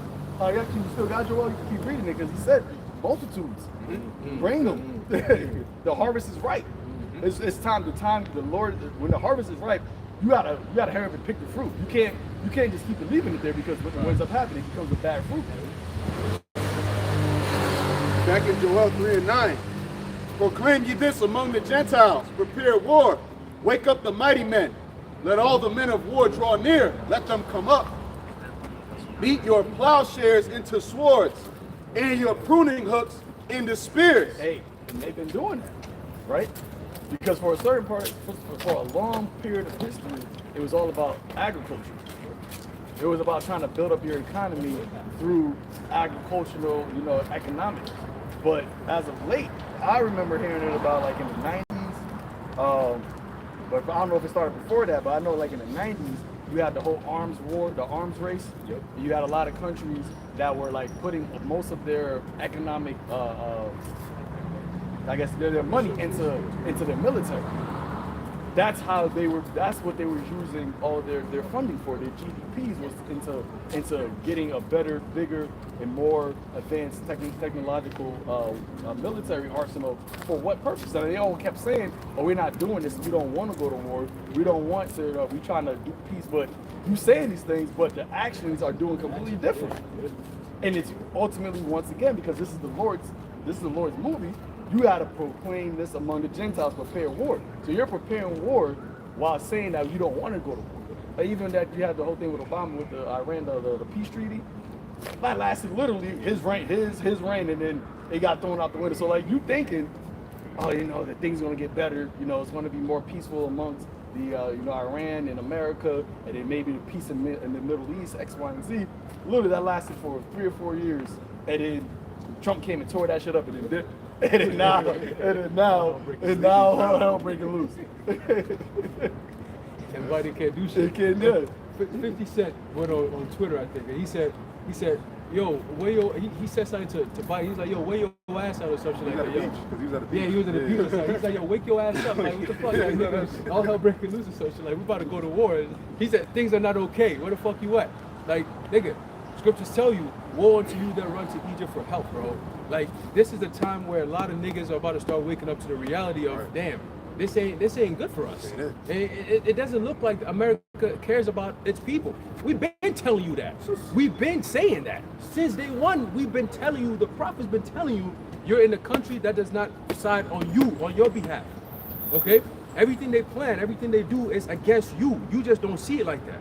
But when the time comes, you're gonna be like, oh shit, but it's gonna be too late. Your oh shit moment means that what? The shit is actually hitting the fan. You don't get to see it, you get to be it. You know what I'm saying? Now you're in the point where it's like, damn, I'm looking for help. There's no help. You know what I'm saying? It's over. This is the end. This is the beginning of the end for a lot of people here in America. Hey, it's over. The whole shit hitting the fan concept.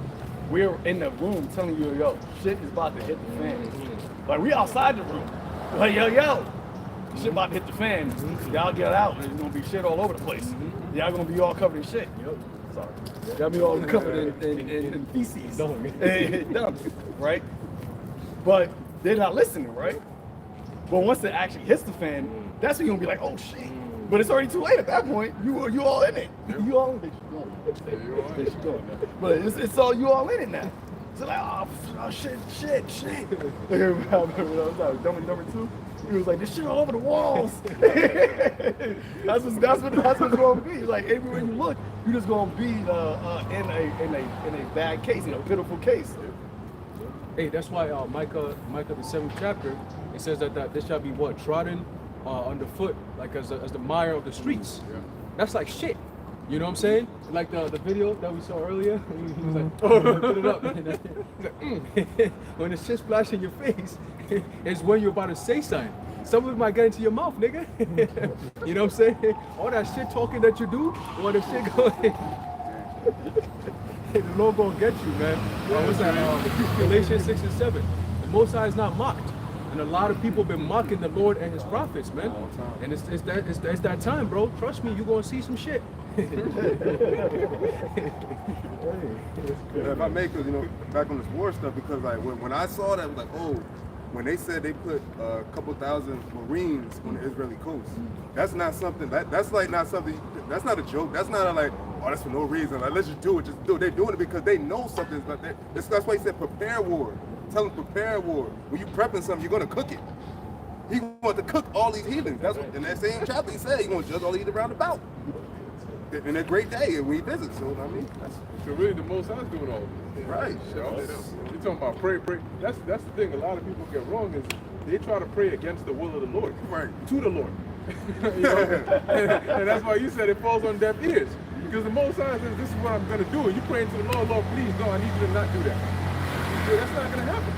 That's why everything, so we never miss, we always hit because we're always going in the same direction as what the Lord is going in. Right. Exactly. We're going with the flow. We're telling you, nope, this is what's going to happen. Not because we're making it happen, because like you said, if you weren't here, it's still going to happen. The only difference is we're telling you before it happens, and that's a beautiful thing, because for the Lord to select you to say, look, I'm going to tell you exactly what's going to happen. What's the first thing a prophet does when they wake up to being a prophet? They get themselves right. And then they go out there and they do the work so that you can get right. Isaiah said, unclean lips. And then he purified his lips. And then he said, sin. Then he went to then he asked, what do you want me to say? Slam back him up. 1 Samuel 3 and 18. And Samuel told him every whit and hid nothing from him. And he said, it is Yahweh. Let him do what he seemeth good. So even then, Eli was going off, and the Lord sent Samuel to tell him because his sons were going off and he wasn't corralling them in, disciplining them. And even Eli, even though he was being wicked, even he had to admit, hey, let the Lord's will be done. What seemeth good unto him, he's going to do. That's ultimately the Lord's will. That's why he's doing. See, one thing about the Most High is he takes his time. The Most High doesn't rush to do anything. Even if he says he's going to do it quick, he doesn't rush to do anything. So to us, we feel like, Lord. I think in Luke it says that, right? Like, though he bear long with them, because the Most High says, look. From the beginning, I created this script. It's going to happen exactly this way. You just got to just have a bit more patience because I'm not going to rush.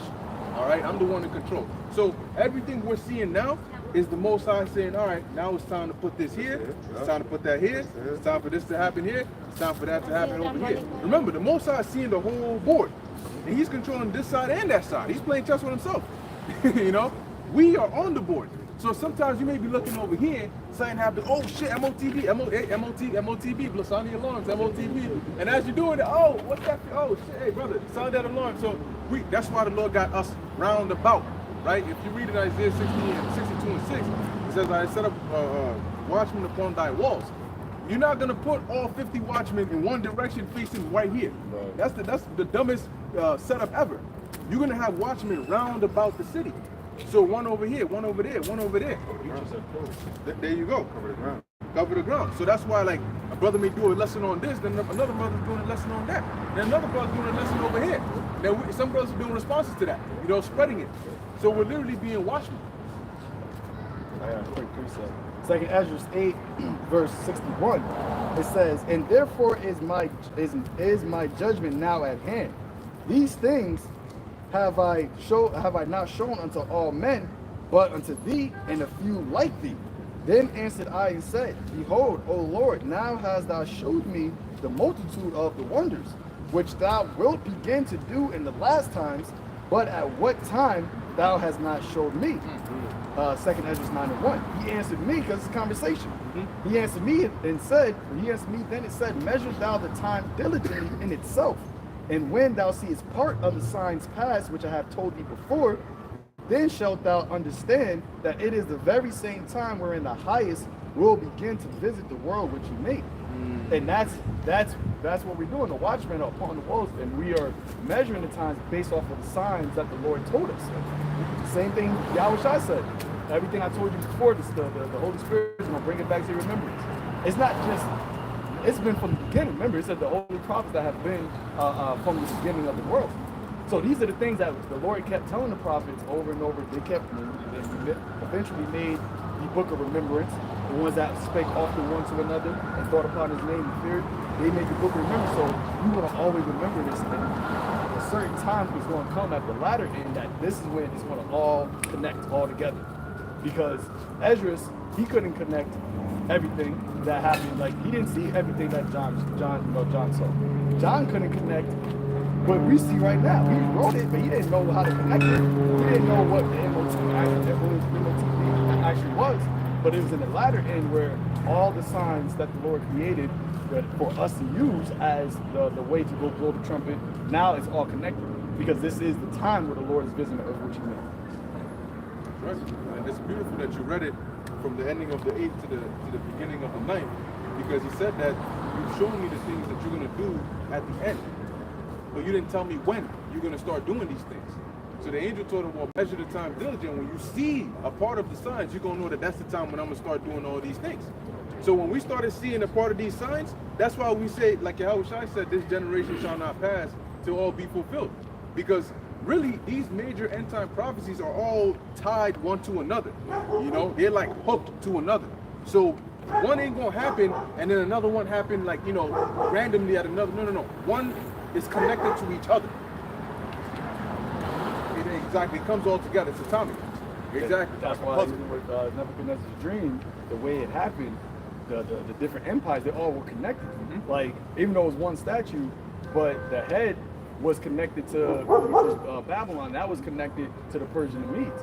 Persian and Medes, the head Babylon wasn't connected to the toes, because it was going to be the Persians and Medes that were going to be the ones that took down Babylon. And then after Babylon, after the Persian and Medes, then you had the Greeks and so on and so forth. So, like I was saying, it's all connected. And now we're at the end of the 10, like we have the 10 toes. So there's no more after this.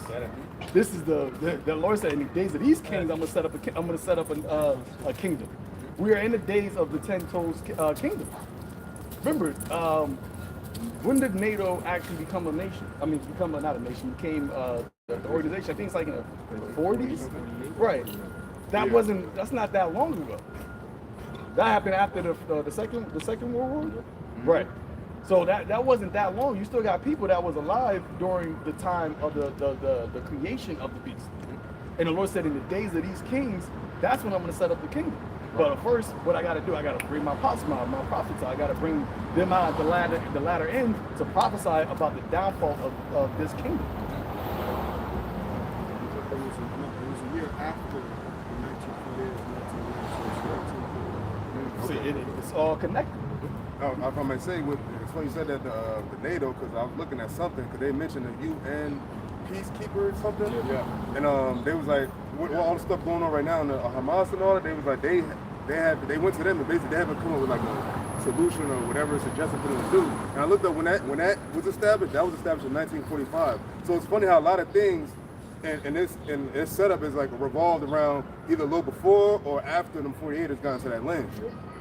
And that's only 75 years ago, so do the math. But that's why the Lord said the wicked reigned for a short time. But everybody was a short time. I mean, not Esau's kingdom, but like this chain of his kingdom, like this last end of his kingdom was short.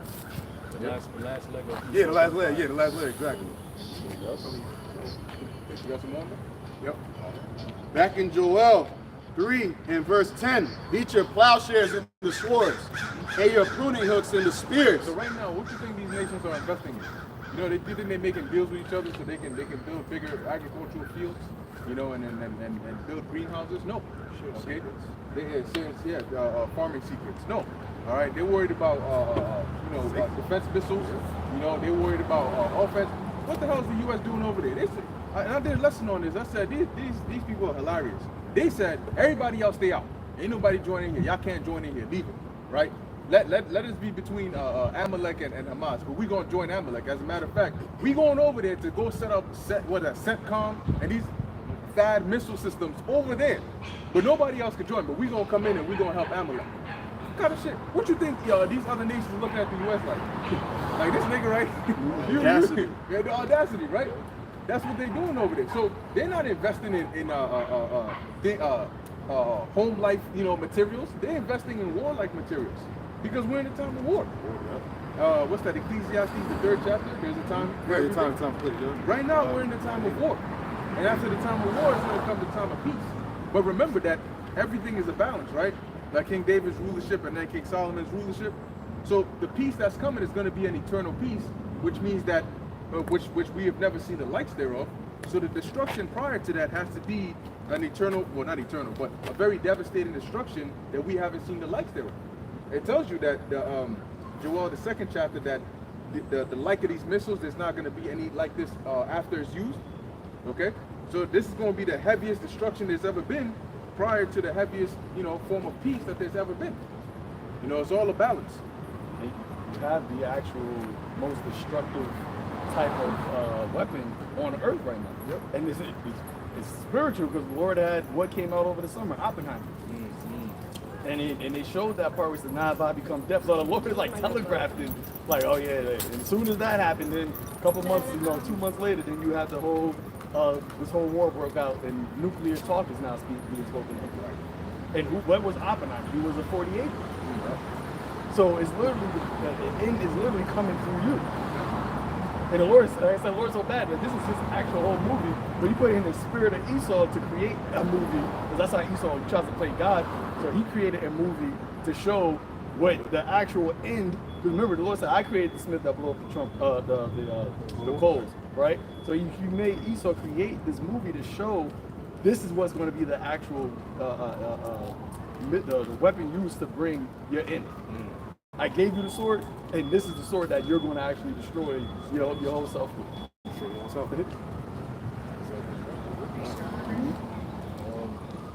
And ultimately, all this stuff ends with this. There's the book of Malachi, chapter 4, verse 1. It says, "For behold, the day cometh that shall burn as an oven, and all the proud, yea, all that do wickedly, shall be stubble." And when you think about a day that comes that burns like an oven, you had a lot of wars in the world, right? I think that Isaiah 9 and 6, 9 and 5, but you never had a war that involved nuclear atomic bombs dropping simultaneously everywhere. Like that's an actual day that is going to literally be hot as hell.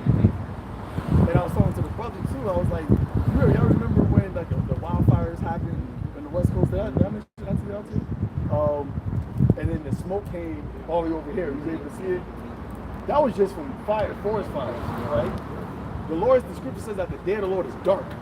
So if you got roots dropping everywhere, they're literally the smoke from it can block out the sun everywhere on the earth. And you just have your Hawashai appear, brightness. That's why it said like, because I think you mentioned before, if everywhere is dark and there's a light, everybody can see it. That's your Hawashai. That's why all eyes shall see me.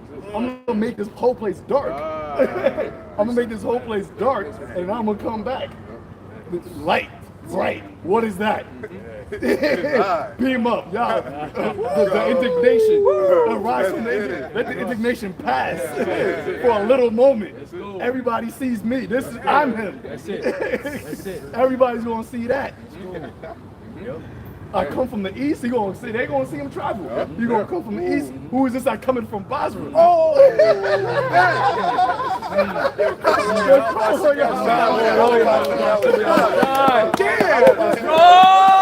That's what it is. So that's the day of the Lord. Right. That's what it is, man. That's the whole world. That's what said. All eyes shall see him. All nations shall melt because of him. Their heart, they're going, well, because what is this? It's dark. Everybody not gonna die. Babylon is gonna be hit. Everybody, but they gonna see him. This is the coming of the Messiah, the coming of Yahushua. And what comes from that, the kings of the earth shall shut them out. Everybody gonna shut up. Yeah. And you know it has to be great and marvelous because it's something that even people in the world use as a term, like, oh, calm down, it's not the end of the world. Well, this is the end of the world. You know, oh, calm down. This is not the second coming. You're acting like, oh, he's like the second coming. Like, it's a thing. Like, people, even in sports. Something real bad. Yeah, like, oh, he's like the second coming of blah, blah. Well, the second coming is Yahushua. He's coming back. You know? Like I always say, Deus Ex Machina. He's that unstoppable, immovable machine that just pops in the middle of the scene and says, we're changing the whole course of nature now. We're changing the whole course of history because of that one man. That one man that the whole world, society runs based on him. Time is calculated based on him. That one man, his return is not. Or what did it say? Woe unto you that desire the day of the Lord. People always say that, because when they say, oh, the second coming of Christ, right? They got the Lord, they don't know what they're talking about. They're coming from the scriptures, but they don't know what they're actually talking about. Oh, I just want to make it to see my Savior. Like, woe to you that desire the day of the Lord. To what end is it for you? The day of the Lord is darkness and not light. Like, you really about to see what's about to happen when Yahweh Shai returns, man. I believe this is factual. This is Matthew chapter 24, verse 29. Immediately after the tribulation of those days, the sun shall be darkened, and the moon shall not give her light, and the stars shall fall from heaven, and the powers of the heavens shall be shaken. Then shall appear the sign of the Son of Man in heaven, and then shall all the tribes of the earth mourn, and they shall see the Son of Man coming in the clouds of heaven with power and great glory. Decent for that. Yeah, this is our subject. 31 says, and he shall send his angels with a great sound of a trumpet, and they shall gather together his elect. So you gotta think about it, it's gonna be dark. And then you're gonna hear a sound like a trumpet sound. Lord willing, we get beamed up. We know what that sound is for. But that's gonna be like you hear a big trumpet blown out of nowhere. And it's gonna be like the whole earth is gonna hear it. Remember, it says it's gonna be a great quake too. And bam, bam, bam, like how it's gonna sound. You don't hear that, like, oh! And this is dark though. Remember, the clouds said they ain't gonna give us light. So it just dark, you hear that, boom. Oh yeah, we gotta get out of here. That's it, like, we gotta get taken up. Like, but they're gonna send his angels to gather up his elect. But everybody else is gonna have to feel the wrath. Not everybody's gonna die, but everybody's gonna be the people that don't die. That's gonna be like like I always say, that's gonna be in your DNA. That's like a DNA change. That's shell shock for eternity. Like you're gonna have children. You have to tell your children like this day of the Lord happened, and this is in everybody's mind forever. And that's why it says forever. When America's burning is going to be forever because it's forever in terms of a very long time. But the history, the thought of this will live on. It's going to live on forever. Memoir. Because if we're still talking about Egypt now, and the Lord said this destruction and salvation is going to be greater than what happened in Egypt, then we're going to be talking about this forever and ever. Because it's that time is the beginning of the rulership of the beginning of the rulership of the Israelites, Yahushua and the Israelites. So it's going to be spoken of forever. When did this happen? Is when America got destroyed. When did God start to live among us? How did that happen? Genesis. Like when did the gods start to live? Oh, gods, you know, they Greek mythology. Oh, what you ask the gods? Like that's literally gonna be us. Like, oh, go pray to the gods. Maybe they will do this. You can have brains today. I was gonna say because when Yahushua returned in the churches, in the churches, like they don't really talk about the extent of like, damn, what is the Lord gonna be when he comes back? All the stuff the brother was saying, we talk about the great day. Remember, the Lord said he's mad. He's not coming just to show his power. He's showing to show his power in judgment and wrath. Show his power off. Yeah, show his power off in the judgment and wrath of his anger. And remember, that's coming straight from the Father. Because the Yahushua is an express image of Yahweh. That's it. And he said he's waiting to come back. He's waiting. Like, you know, like the cat, like waiting to get busy. Like, you know, like them goons, and he waiting, like he a righteous goon, waiting to get busy for his Father. Anybody that the first only begotten spirit, he's ready for action. He's already a devouring fire. So think about that. And part of the reason why he's angry, I know remember, he also got killed. He got murdered. He got murdered by Edomites. Like he never got that off. That's why you never got touched. Remember, going back to Cain, he killed Abel. Going back to Adam, he's the one that got Eve. Yup. Got Eve all fucked up from the beginning where he lost immortality. That man smoked it. He ain't never get to touch, even as Solomon, he didn't even get to touch Esau because he was in peace. So he been saving Rye for you. That's what like, who is this that coming from Esau? The first one he came for. I tried in the wine press alone.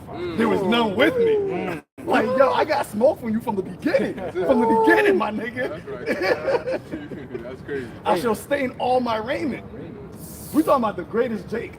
You know when Jake get mad, they always say, oh, angry black man. We talking about the greatest Israelite man that you done. You beat. Remember, he got beat when he had no sin. So he actually got killed, beat, he ridiculed, mocked, and he was perfect. He's like, yo, I came in a perfect body. I came in committed no sin. And you did this to me? And he had to take it without saying nothing, too. Sound like Denzel for Training Day. You gonna do You this gonna to do me? this to me? God. That's how you say. Yeah, got the point already moved on. Nah, bring it out. Yeah, this is Psalm chapter 18, starting from verse 9. It says, he bowed the heavens also, and came down, and darkness was under his feet. And he rode upon a cherub, and did fly. Yea, he did fly upon the wings of the wind. He made darkness his secret place. His pavilion round about him were dark waters and thick clouds of the skies. So it's pretty much what the elders were saying, you know. And verse 12 says, at the brightness that was before him, his thick clouds passed, hailstones and coals of fire. Right. So like the light from the chariot, the laser from the chariot, the beaming up of the elect, you know. Pretty much. All that. You know. I think that in Revelation, hide us from the heaven and sit upon the throne and our face in the wrath of the Lamb. Like, it's funny because we call him a lamb. We know why he's a lamb, but like, he ain't coming back as a lamb. That's why I should not meet thee as a man. But as he said to the disciples, the same way you saw me leave, the same way I'm coming back. Like, you gonna know all eyes shall see me, even them that pierced me. Like, you gonna know who I am. Like, you gonna know, like, I'm the one y'all be like, you killed me. Like, this is the, like, you know, like, when you know when somebody's essence, like, yo, like, yeah, like, that's a vibe, that's a vibration of this brother, this man. You gonna know that same man that you did what you did over 2,000 years ago, he's back on the earth now, but he completely glorified now. And you gotta deal with that. Shit. You just said that, it just hit me in the head. Like, Yahushua's image is not something that's never been seen before on this earth. Like, the being that's coming back to this earth is not something that we see as an ordinary thing here. Neither has man ever seen before. This is not a regular human being coming back. He's coming back. That's why the Apostle John said, He ain't even human. He was that? God. I said, he ain't even human. He's a God. Exactly, because he was already in his glorified state. When John saw him in the book of Revelation, he was already in his glorified state. That's why the Apostle Paul said that he's going to come back, he said, with power and with great glory. You don't get that as a regular person. Ain't no regular human being on this earth coming out with power and great glory. You got to be in a different element. And that's why the Apostle John also saw that he said that we don't know what he's going to look like, but we know we're going to be like him when he makes his return. That in and of itself alone is something to, it's just the grandeur, the power, the essence, the overwhelming, you know, glory. Like, who is this? Like, you know, like, what is this? You know?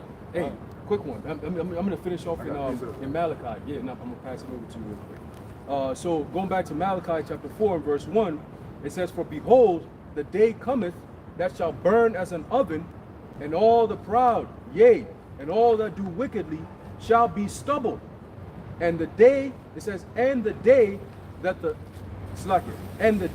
cometh shall burn them up, saith the Lord Yahweh of hosts, that it may leave them neither root nor branch. That's a complete and total annihilation. There's nothing left. Like Ezra, what he saw, he said when he saw it, he perceived was what? Smoke and what? Dust and smell of smoke. What's that? Dust and smell of smoke. Dust and smell of smoke. And when he saw it, what did he do? He was afraid. Okay, he was afraid. What's gonna happen to this earth? The interaction between this power coming down and the people of this earth going up there, getting blasted, coming back down, and seeing the events, it's just scary. Okay, real quick. Well, in the second Ezra too, I'll let you finish. They said that they're still going to be try to fight him.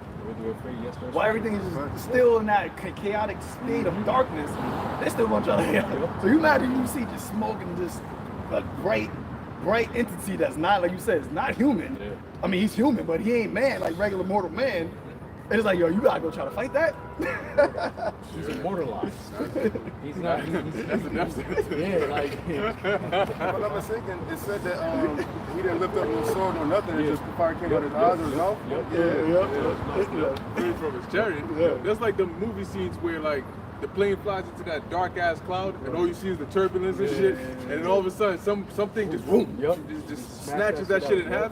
That's how they're gonna see them angels. They're gonna be getting down on them too. You know, imagine that. So many chariots. I mean, there's gonna be so many chariots filling up the skies all over the world. You know, boom, boom, boom. Because remember, we're talking. Imagine how big the world army is gonna be, because that's what the angels are gonna fight against. It's not just gonna be Russian army or U.S. army. It's gonna be the world army. China got 1 million. Yeah. A Shit. billion. So that's why the Lord's coming with thousands of weapons. The armies of heaven. Yeah. That's what. Damn. Michael and the angel about to get him up out of there. And Hebrews said innumerable angels, like innumerable angels. I think that was in Hebrews. It said there's a innumerable company of angels. Yeah. So that's what the Lord's coming with. Can you actually imagine what that? So that's really the real war of Armageddon. Because that the armies of the world is a lot. You want to talk about innumerable? That is a lot of people. So imagine the heavenly host. You're gonna have the beams in it, the angels in the heavens, the armies on here, the fighter jets, all their projectiles they can possibly think of. They are hypersonic missiles, the Satan missiles, all of them things. And there's already footage of chariots up in the air where they shot missiles at it, and it was like dripping like this molten thing, and it would just boom, like a scene out of an anime. Yeah, just hang like 4 of them, just up in the air, and they shot the rockets at it, and the smoke cleared, and the chariots were just still there, unfazed. You know. You know what's so great about the Lord, because the Esau, like, he does. You have like you can see Russians, their fighter jets, right? Like you can see what they look like, how the designs are like China's or whatever. The Lord shows the chariots, but he don't show them all the time to like in their fullness greatness. And you know that there's obviously multiple different types of chariots. You got the silos ones, you got the round ones, you got the triangular ones, but you got other ones that you probably ain't ever seen before. The Lord not going to show you his arsenal, all of it. Yeah. You ain't going to when you see your Howard Shai chariot, that's the end of it. Like that's it. Yeah. That's why Ezra said he saw a mountain. That's why I got right here. Second Ezra, I'm going to read that, but I'm going to jump. Second Ezra chapter 13, verse 1, it says, "And it came to pass after 7 days, I dreamed a dream by night, and lo, there arose a wind from the sea that moved all the waves thereof. And I beheld, and lo, that man waxed strong with the thousands of heaven. And when he turned his countenance to look, all things trembled that were seen under him. And whensoever the voice went out of his mouth, all they burned that heard his voice, like as the earth faileth when it filleth the fire." Going back to Malachi 4, the day that burned like an oven. It says, "And after this I beheld, and lo, there was gathered together a multitude of men out of number from the 4 winds of the heaven to subdue the man that came out of the sea." So it says from the 4 winds. So they're going to come from every part of the earth. It's not going to, just like how the brother said, it's not going to come just from like Russia. They're going to come from every angle. Remember, South America, they got militaries as well. America's going to be done, but America's already moving all of their military to the Middle East. You got still some stateside, but a lot of their stuff is other places. They got them in the EC where China's at. They got bases a lot. They got bases everywhere else. So although America land might be done, you're still gonna have American armies elsewhere. Thinking they happy to escape. I'm gonna jump now down to verse 27. It says, "And whereas thou sawest that out of his mouth there came a blast of wind and fire and storm, and that he held neither sword nor instrument of war, but that with the rushing," it's like where is it? verse 29. It says, behold, the days come when the Most High will begin to deliver them that are upon the earth. Any brother bring it down. And shall come to the astonishment of them that dwell on the earth. And one shall undertake to fight against another, one city against another, one place against another, one people against another, and one realm against another. There you go. So pretty much, just like we've been saying, this is pretty much going to be war on every front, you know. But the key part right there is one realm against another, because that the one main realm is going to be the heavenly realm versus this terrestrial realm. That's not even going to be a war. That's why it says Ezra saw the missiles, them lasers come down, and then there was nothing there, just like that, you know. So that's not the Yahushua is coming. This war is going to happen for the story's sake. But it's not really going to be a war. It's really going to be a show-off of the Lord's power. Yeah, when you think about what he did with Pharaoh, right? Yeah.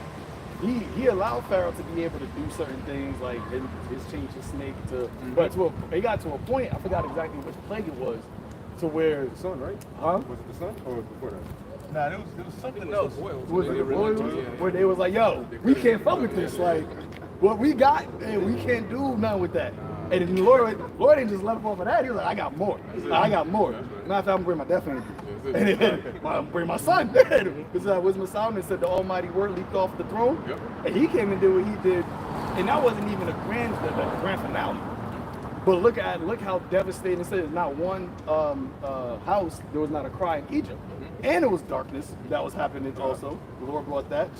So, hey, the Lord, it's funny because he says the Lord is light, but he's surrounded by darkness because he is the light. Right.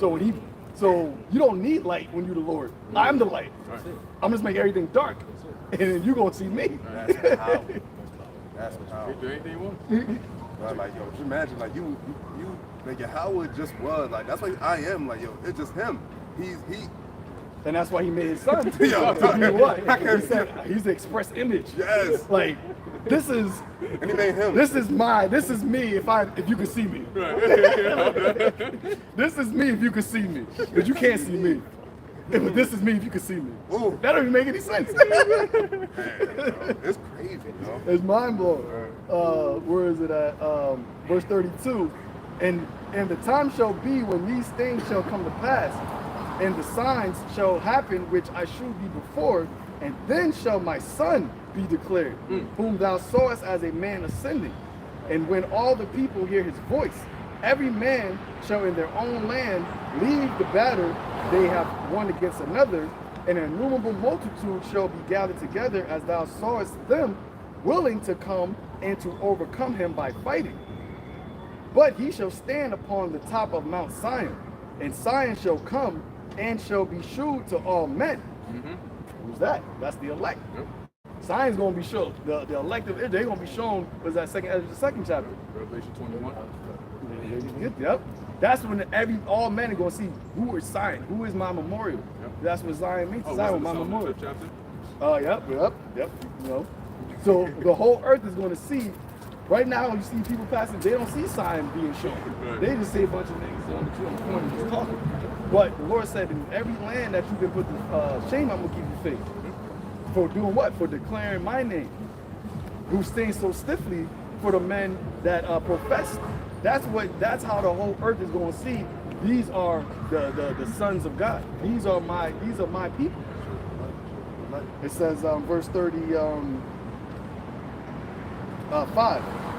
6. It says, and signs shall become and shall be shewed to all men, being prepared and builded, like as thou sawest a hill graven without hands. And this my son shall rebuke the wicked inventions of those nations, which for their wicked life are fallen into the tempest, and lay before them their evil thoughts, and the torments wherewith they shall begin to be tormented, which are like unto a flame, then without labor by the law which is like unto me. But you're going into that, right? Because it says that ultimately he's going to, because it says that, what is this, who is this that yeah, then I think his reply was, I that make, yeah, and then one about something in righteousness. Yeah, there you go. There's one that says he make war in righteousness, you know? That's right. That's why he says he's going to punish their wicked inventions, because he's going to use that fire as a destruction, but he's really coming to make righteous war. You know, because this war is going to be won to set things right, because this is a wicked society. So when he brings that destruction, it's going to punish them for all the wickedness that they have committed. Because really, they've broken all the laws. Right. You know? Right. Yep. Yep. No, go ahead. Isaiah 13:9. Behold, the day of Yahweh Ba'ashem Yahweh Shai cometh, cruel, both with wrath and fierce anger. I think it's all going to happen in a day. Like the missiles flying and the Lord's return and our deliverance is all going to happen in one day. It's like that. Yo, that would be a crazy ass day. Because what does he do? He makes us remember days, right? Yeah. We got to remember, never forget 911. Oh, the cost that was hollowed. Huh? Yeah. Titanic. Like Independence Day. We got to remember all these days that really are just for you and your glory. So the Lord He's gonna do away with all of that. And one day that's gonna be it's gonna be forgotten. You're not gonna, even where the scripture talks about it shall no more be said that the Lord liveth that brought up the children of Israel out of the land of Egypt. Like, we're not gonna forget it, but it's gonna be so, that deliverance is gonna be so minute compared to what the Lord does out of this place. That, because that day is gonna be where he is declared. That's why I said, then shall my son be declared. Yahweh Shai wasn't declared during the time of Egypt. He was there, but he wasn't declared as like, yo, Yahweh Shai, the Son of God, the Messiah, this is my king. Like, he's coming to declare his throne, to take his throne. And he's gonna do that in a very dramatic fashion. Because remember, everything belongs to him. The animals are gonna get it. Like, that's gonna be in there. Like, that day ain't gonna forget that either. And he shall destroy the sinners thereof out of it. For the stars of heaven and the constellations thereof shall not give their light. The sun shall be darkened in his going forth, and the moon shall not cause her light to shine. Yep. So nothing is going to happen in its ordinary way. Because what's the sun gives us light. But when the day of the Lord comes, everything is going to be halted. You know, to make way for his presence. Let it be known that this is the day that the Lord came back and visited the earth. You know, the day that the Lord visited the earth. I mean, can you believe that? Shit. Yeah, he visited. He stayed. Yeah, he stayed. He took over. Yeah, the day the earth stood still. Like, this is the day that the Lord has made. We're in the church. Yeah. Let us rejoice and be glad in it. But I ain't gonna be glad in this one. Nah, only reason why we're gonna be glad, we're gonna be scared as well. But that's why the Lord gonna have to change us quick in the twinkling of an eye. Because if we was able to actually stay seeing that in this flesh, we'll be done too. We're like, oh, let me grab you up real quick. Let me change you. I'm about to get mad. No, I'm about to get mad. Yeah. You got to give us a whole body to actually be able to endure seeing that. Being on the stuff, standing on the glass, being able to see that. Like, yo, I got to change you about this so you can see what I'm about to do. Yeah, that's going to be the final piece in the third temple, the building of it. That's going to be the completion when he changes our bodies. Because at that point, we're going to have the laws and everything in our inward parts. You know, we're going to be perfect. And that's the final witnessing. Yeah. Because the scripture says that you are my witnesses. That's what prophets are. Like, we're testifying. I, John, testified these things. That's going to be the final witness of the end of this age. We got to witness Yahweh Shai get down and not be partakers of it. I was gonna say, I don't know if brother saw it, in December there's a Netflix movie coming out, apocalyptic movie called Leave the World Behind. And in the trailer, it's Ethan Hawke and another Edomite woman. They get a knock on the door, and the people that come deliver the message that the world is ending is Jake. Oh, wow. That's really spiritual. I think I've seen that. Oh shit! They just put it out there. It's like, shit. All right, well, let's go. If I may, I was thinking real quick, like the day of the Lord when they fighting all that and then Yahushua and all that returns, you gotta think about how many what the fuck is gonna be said by these soldiers and these mighty men. You understand what they're gonna say? This is something nobody's seen before. And they remember they could be cats that wasn't really trained in war and all that, they just joined the military just to, you know what I'm saying, or they were drafted. Like when the Lord comes back, they're gonna be like, yo, what the fuck is that? They're gonna remember it's gonna be a sound, you're gonna see sight, it's gonna be remember, everybody's gonna tremble. Everybody's gonna tremble. They said they're gonna run to the dens and they're gonna run, you know what I mean, all that. What do you think that day of the Lord? They said it's gonna be scary, it's terrible, gloomy, distress. The day of thick clouds. Yeah. Like, once again, a cloud, if you have a thick cloud, it can make like right now. Yeah. Like the sun is out, but it blocks it, and it got a little bit dimmer. Yeah. That's not even a thick cloud. Like it's that, but look what it did. I was gonna say we saw with the clouds going from Canada. When they had Oh those yeah, but it changed the fire. color like the smoke. Oh, it's not Yeah, like even orange, before it right? rains, you see when the clouds get It gets real it dark. everything dark. Exactly. It's real depth. No, I don't know what kind of clouds are those. But that's what the name is. I forgot what it is.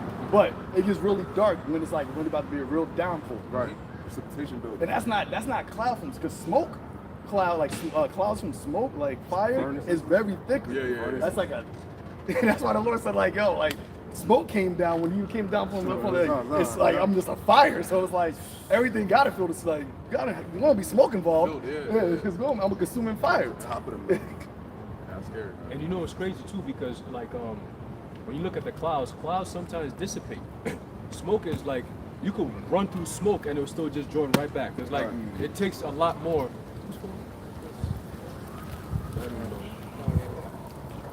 You know, when you go through smoke, you could run through smoke and it's still there. Sometimes you could smell like smoke if you're in there for too long.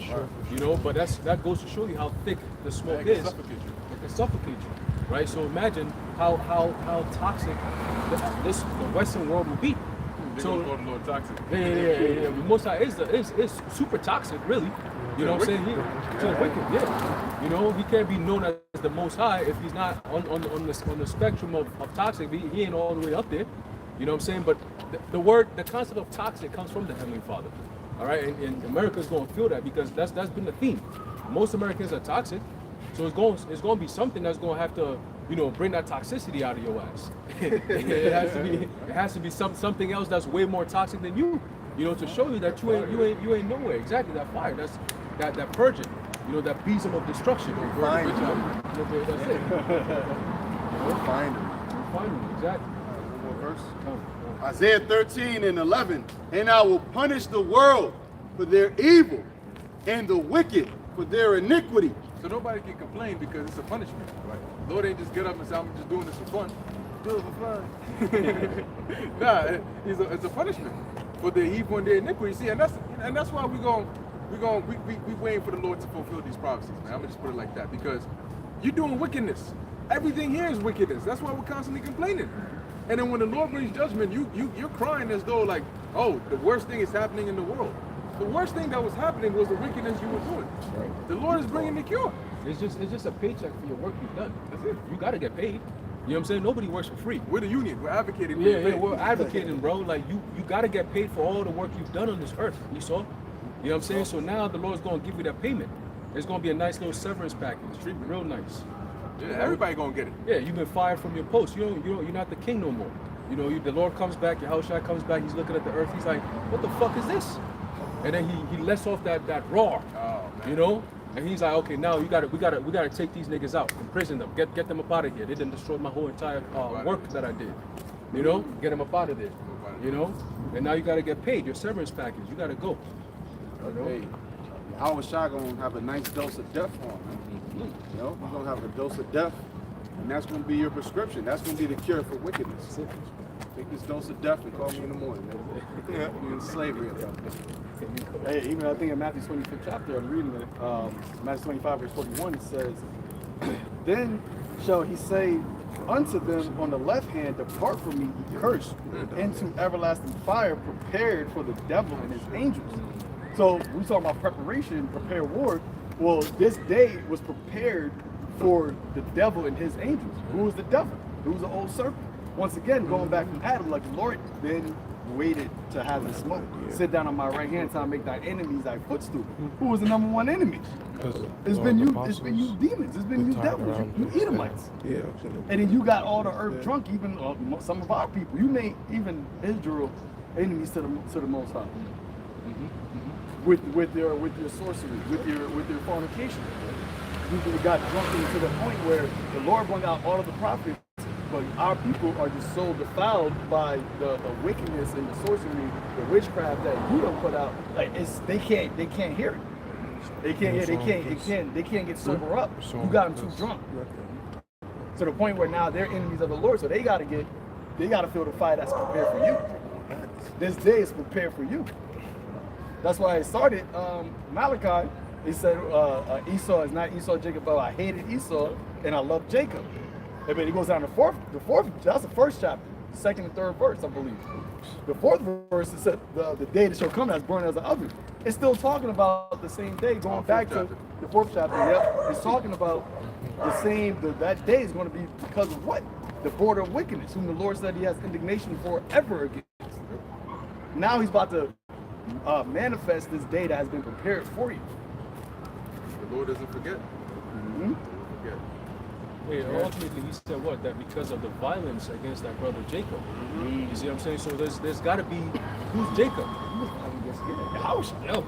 Shit. Ultimate. And remember the discussion we had that they put an innocent blood, they put an innocent life to death. Right. According to the law, you can't do that. Yep. So you effed up big doing that. He was a man without sin, and you put him to death. What was the cause for him being put to death? What sin did he commit to have a judgment worthy of death like that? And I think there's a scripture, I can't remember, where the Jews were saying like, oh, we can't put him to death. Like you gotta get the order. You gotta get the order to do it. And that's when you saw the Pontius. Like, I find no fault with him, but you still did it. They threatened him. It's even worse. Right. Yeah. That's crazy. How you going to threaten the devil? How did the devil saw the Lord as innocent and you threatened the devil to put the Lord to death? That's why it says they're more wicked than the wicked. Damn. And you knew the law, that you weren't supposed to put somebody that was innocent to death. And even the devil who ain't know your laws, because them Romans, they ain't know our laws. Right. You know, they weren't innocent. I don't know you got stuff, you got customs and all that. But just the Jews didn't have the power to instill capital punishment like that. Right. Yeah, that's why they had to go through the Romans. It's like today, you can't, I mean, like, for example, you could bring judgment on a brother and say, hey, you kicked out or you this or that, but you can't bring the judgment in the scriptures upon somebody over here today. Because guess what's going to happen to your ass? You're going to be under the jail. Yahushua not going to save you. Right. So like they need to go to the court system. If somebody committed murder, to have them deal with that. Yeah. Same thing today. And that's what they did. So you killed Yahushua. The violence against thy brother Jacob. I mean, it started with, it's a whole nation, but it starts with Yahushua. First. Yeah, adding to the elder's point, everything now is about faith. Like in these last days, it's more faith-based. Back then, it was like judgment could be brought forth, and now we have to just wait and be patient with the Lord. Like Brother Aaron had just said, if you try to take it into your own hands, the Lord is gonna punish you because you're not having the faith to know that He's gonna be the one to bring it. And that's you taking the vengeance from Yahweh. That vengeance belongs to. Out of all of the anger that we got is not comparable to what Yahweh felt. Yeah, we do. All the stuff all the things that we did, that we went through, it's not comparable to what Yahweh went through. So he got the most anger. He got the most, and he has the most reason. Like none of us can say like, yo, I ain't deserve that. Right. None of us can say that. Right. There's no flesh on the earth right now. I did not deserve that. And when you feel like you got something that you didn't deserve, you not letting that go. Like, it's a very hard feeling to let that go. Like, I know I didn't do that shit. But Yahweh literally can say that. And he still got it. The worst. Like, you gotta get paid back for that. And the whole thing about the scripture being true, how Pontius Pilate said that was his own tongue speaking against him. Because you said you didn't find no fault in him. You technically should have been like, oh well, I can't put him to death. You said that. You said I got the power to save you, or to deliver you, or to put you to death. But I said the decision he was supposed to make was not to do it. You know what I'm saying? But that's why he said power isn't from you, it's the Heavenly Father. It's got to go down like this. It's the story. That's why he said, they that delivered me did the greater sin. They the one that sinned against him. Oh, he that know to do good and do it for nothing. So he was the high priest. The freaking high priest. And they knew they were going off because they had to hire and set up certain people to be false witnesses. Yeah. That's heavy, man. To bring guilt upon the man's name, which they knew he was innocent, but they still conjured up and conspired against him. They killed the true high priest. Yeah. If I'm I got a precept. I don't know, brother. Read something over. All right. So oh my bad. All right. So this is Hebrews chapter 12. I'm gonna start at the top. It says, "Wherefore, seeing we also are compassed about with so great a cloud of witnesses, let us lay aside every weight and the sin which doth so easily beset us, and let us run with patience the race that is set before us. Look unto Yahushua, the author and finisher of our faith, who for the joy that was set before him endured the cross, despising the shame, and is set down at the right hand of the throne of Yahweh." Now this is talking about So Yahushua was waiting for joy, because he said for the joy that was set before him. Yeah. What was that joy? That was the what? Was that Psalms 28? Asking me I should give the heathen for thy possession. This earth was created for Yahushua and the rest of and his seed, really, because that's what we are. It was created for Yahushua and his seed to rule and have righteousness and have authority. Just like any father, you got your father. Yeah, that's so. Yo, that just made me go. Like, your father is the king of is the creator of everything. Yo, relax. Yo, your father is the creator of everything. Of all things. That's crazy. Throne is a nesting right there. That's crazy. What? What? Now let's just talk about the taking punishment, the C word, chastisement. Yep, that's what this is talking about. Now you talk about how we deserve the stuff that could happen to us.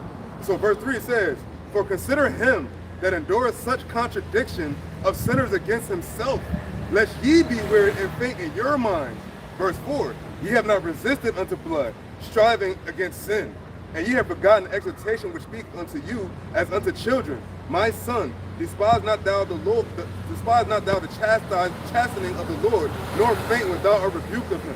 Now, when I read that one time, I was feeling the type of way, like just like vexation, like that actually could put you at a level to like, yo, tone it down, shut up, and just remember this. That's why he said, remember him. He's the one waiting with all the power. We have no power. He's waiting. He's the most angry. He's the one that didn't do anything, and we have to wait on him, no matter how long it seems. It said, "Though it tarry, wait for it." And as you can see the signs, now the Lord is not, because I got a thing now where I'll be having a bad day, I just go to the Times of Israel or RT Today, see what's the latest news. Like, oh, okay, that's bringing me back. All right, bet. Because now this is ongoing. It's not like a little skirmish, like, all right, now this is ongoing. This thing with the Israel Hamas, and now you got all these other parties getting involved. This is going to be ongoing. So like, don't think like just going to like people still planning like I'm gonna do this and this. Like, yo, you understand? Like it could be missiles flying over here soon. Like this any day. All we need is the MOTB, the Jacob Trouble, and a couple more other things to get really kicking.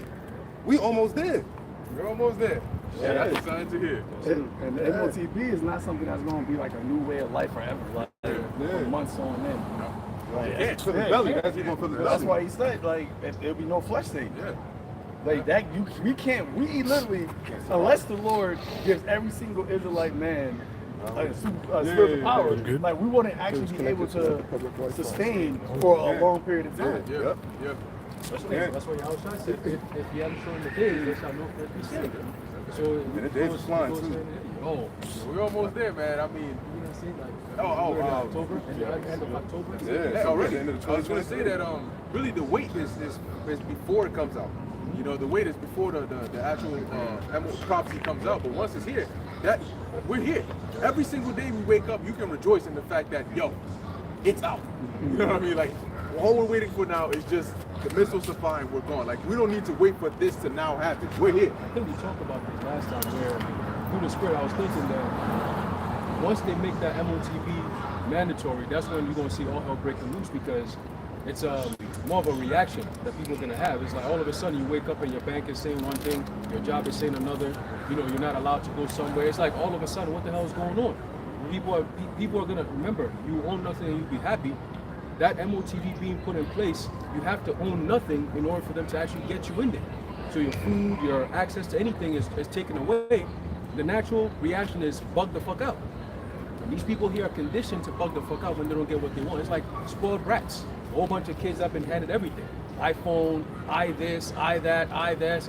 So everything is given to you easily. most Americans don't know how to live life without electricity for 24 hours. Their phones are not working for 24 hours, they're gonna go crazy. So imagine not having access to all these things that you're normally having access to. People are gonna bug the hell out. But see, but it could go either way too, right? Because they could use that as a reason to get the people. So they could also bring it out, and then through the chaos that comes from that, they can push it even further on people. Exactly. You know. So at this point, you know, we wait because it just takes one catalyst, just one event, and that event is really when the Lord says, "Go ahead." Whatever He uses to start it, He just says, "Go ahead." That's what we're waiting for. Yep. That's it. Let it Everything is so interconnected that one piece is taken out, the whole thing crumbles. That's what Esau failed to realize. When he tried to get the power of the earth in his hand, and he tried to create globalization and have like him being God, to have omnipotency through technology, omnipresence through technology. Well, there's a negative side to that. There's a benefit for things not being connected.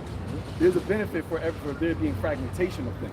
But when you try to connect everything together and you unwoven you pull one string out, it all falls down. House of cards. That's right.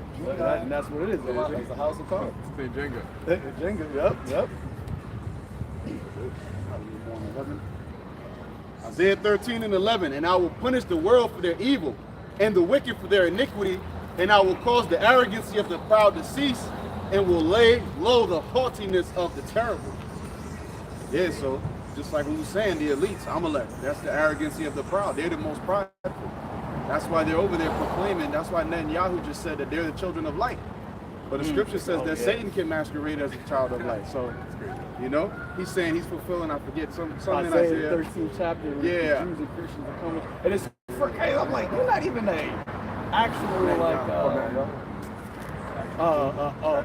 orthodox type. You're a political Israeli. But why are you not quoting the scriptures? Yeah, and all of a sudden, because he wants to rile up the conservatives over there, the Zionists, to go further with the agenda. You know, and he knows he's a devil. He's going to fill Isaiah 63, motherfucker. You're going to be those on the bloody garments of the Lord, which is all symbolic. You're going to be a part of that, but you're not going to fulfill the part of the Israelites, because you ain't. You know, you are, again, it says, I will cause the arrogancy of the proud to cease, and I will lay low the haughtiness of the terrible. You're haughty, you're prideful, man. You know, and the Lord keeps elevating your pride. Just when you think, oh yeah, they're about to bring that ceasefire. Now they're saying, nah, no ceasefire. America's voting no. And America and Israel is basically synonymous. It's the same devils running the show. Because they like to say, well, how can America support this? Motherfucker, it's the same devils running the same shit. America was set up. You think they're trying to say, well, America's different. It's the same elites, Amalekites, devils that's running the show. They said Biden's administration is filled with small hats. Yep.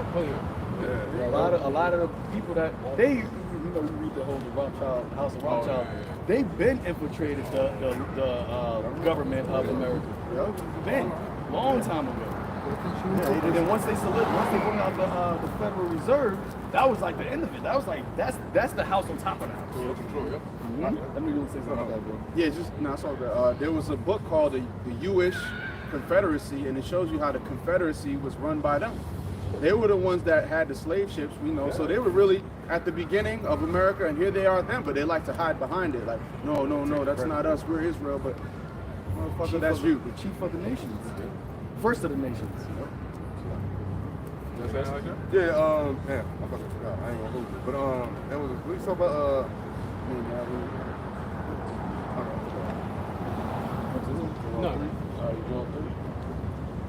back in the book of Joel 3.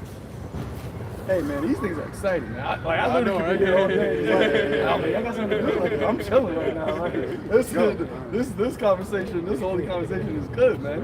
Because it's like, yo, what else is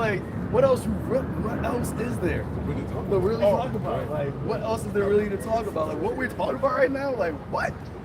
Like, we're talking about going to be like the greatest thing ever.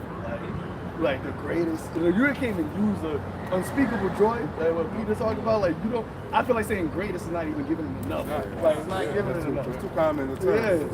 I was going to say with the connections as far as the infiltration of the government on the small head, I was thinking about the character of Simon Stern in Power. remember, like he was just a businessman, so to speak, or a property owner, right?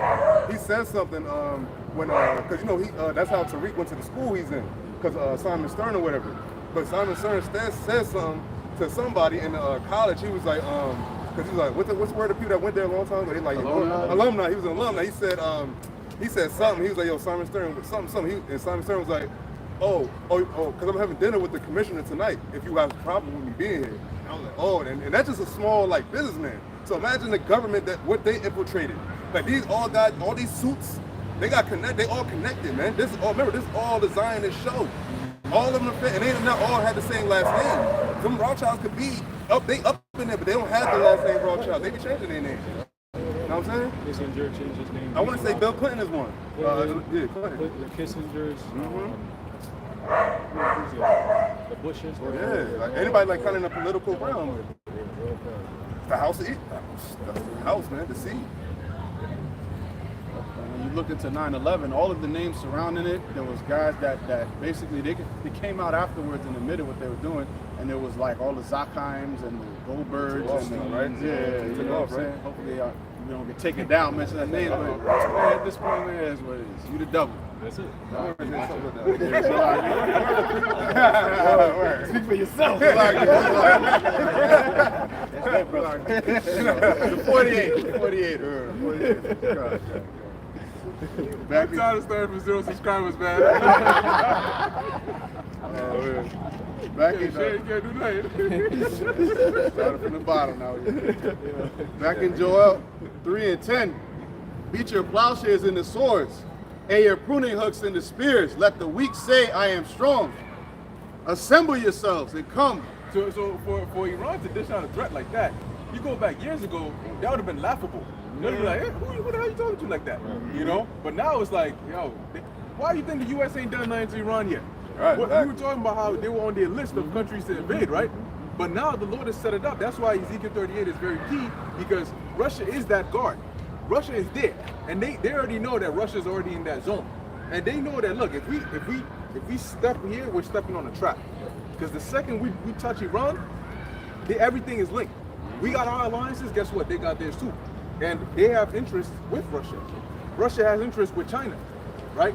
China has interest with these other nations through BRICS and all of that. So if it comes down to war, the lines are drawn, and trust and believe Turkey ain't gonna be on your side. Right. You know. And they got the largest standing military in Europe, Turkey. They have the second largest. They have the largest one in Europe, but they have not talking about like Russia. I'm talking about just like the European. They have the largest in that region of Europe, and they have the second largest in NATO, because America's first. But you put Turkey with Russia, and then China, and then Iran, like, and on top of that, they said that U.S. is running out of military equipment because they're giving it to Ukraine, they're giving it to Israel, so they're running out of those things. A lot of things. If this escalates, when this escalates, they're going to start actually having people. They're going to take people. Some people they're going to take to war, but then they're going to actually. They're saying that they might force people to actually work in factories to build missiles and do that. So there's going to be an actual draft to work as well. Because that actually happened. I forgot which war it was. I think it was World War II, where they had to actually have people work, stop all actual production of society, and you had to just start to like build military equipment. And that could be a way that brings in the MOTV too, because you're not just going to work, like you're not going to be a banker, you're not going to be, working college tech. You got to do this, right? Labor camps. Labor camps. And if that happens, then they can say, all right, we just want to give UBI, universal basic income. We'll pay for your stuff, but we need to maybe track you for all that, because the market right now is not good, banks not working, so this is how you're going to get paid. But this is another way it could happen. Logical way. Yeah, no, I was saying when they were, there's still talks going on about benefits, and pretty much the plan was to have these people that are receiving benefits to go fill these manufacturing roles that are being open, to be just so that they can keep receiving the benefits. Because they're saying, so there's a lot of things that could be done right now. We're just paying these people to not do anything. They're paying their rent, they're paying anything. So now, forget all that. You got to go out, do something, give back, and then we'll give to you. And that's pretty much what they're doing over there. Also, do that. Back Joel 3:11. Assemble yourselves and come, all ye heathen, and gather yourselves together round about, till it cause thy mighty ones to come down, O Yahweh. Hey, that's what the Lord is doing. He's gathering the heathen. All those nations over there ain't no. There might be Israelites that's there, but they don't represent Israel. They don't represent the seed of Jacob. You know. So the Lord is literally gathering and that's spiritual because you have Esau over there. You got Moab. Now he's not over there, but he's talking about being over there. You got Ishmael over there. You got Elam over there. No, I don't think Ham over there. Well, it could be Ashur, Assyrians, yep. So you got all the heathen there, but there ain't no actual Israelites there. Like, we don't got our nation over there, like, oh, we about to go over there and start some war too. So this is how you know, like, this is another indicator where all the heathens are there, but who are the not the heathens? It's us. Jerusalem shall be trodden down of the Gentiles. So they're gathering all the heathen to that region. Let the heathen be wakened and come up to the valley of Yahweh Shaphat. For there will I sit to judge all the heathen round about. And it's like the Lord is literally like a magnet. Like he's just drawing them in and drawing them in. Like, we gotta go over there. Like we gotta, like, the Lord is like the angels like, nah, y'all can't come over here. And it's like they hear the sound and they got it and they're forced to do it. They're forced to move. And we're over here proclaiming it. They help prepare war. Let the heathen be awakened, and they're awake now. Nobody wants to.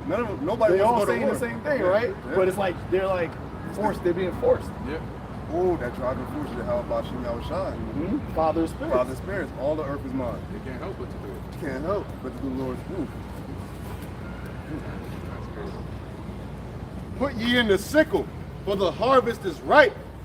Come, get you down, for the press is full, and the fats overflow.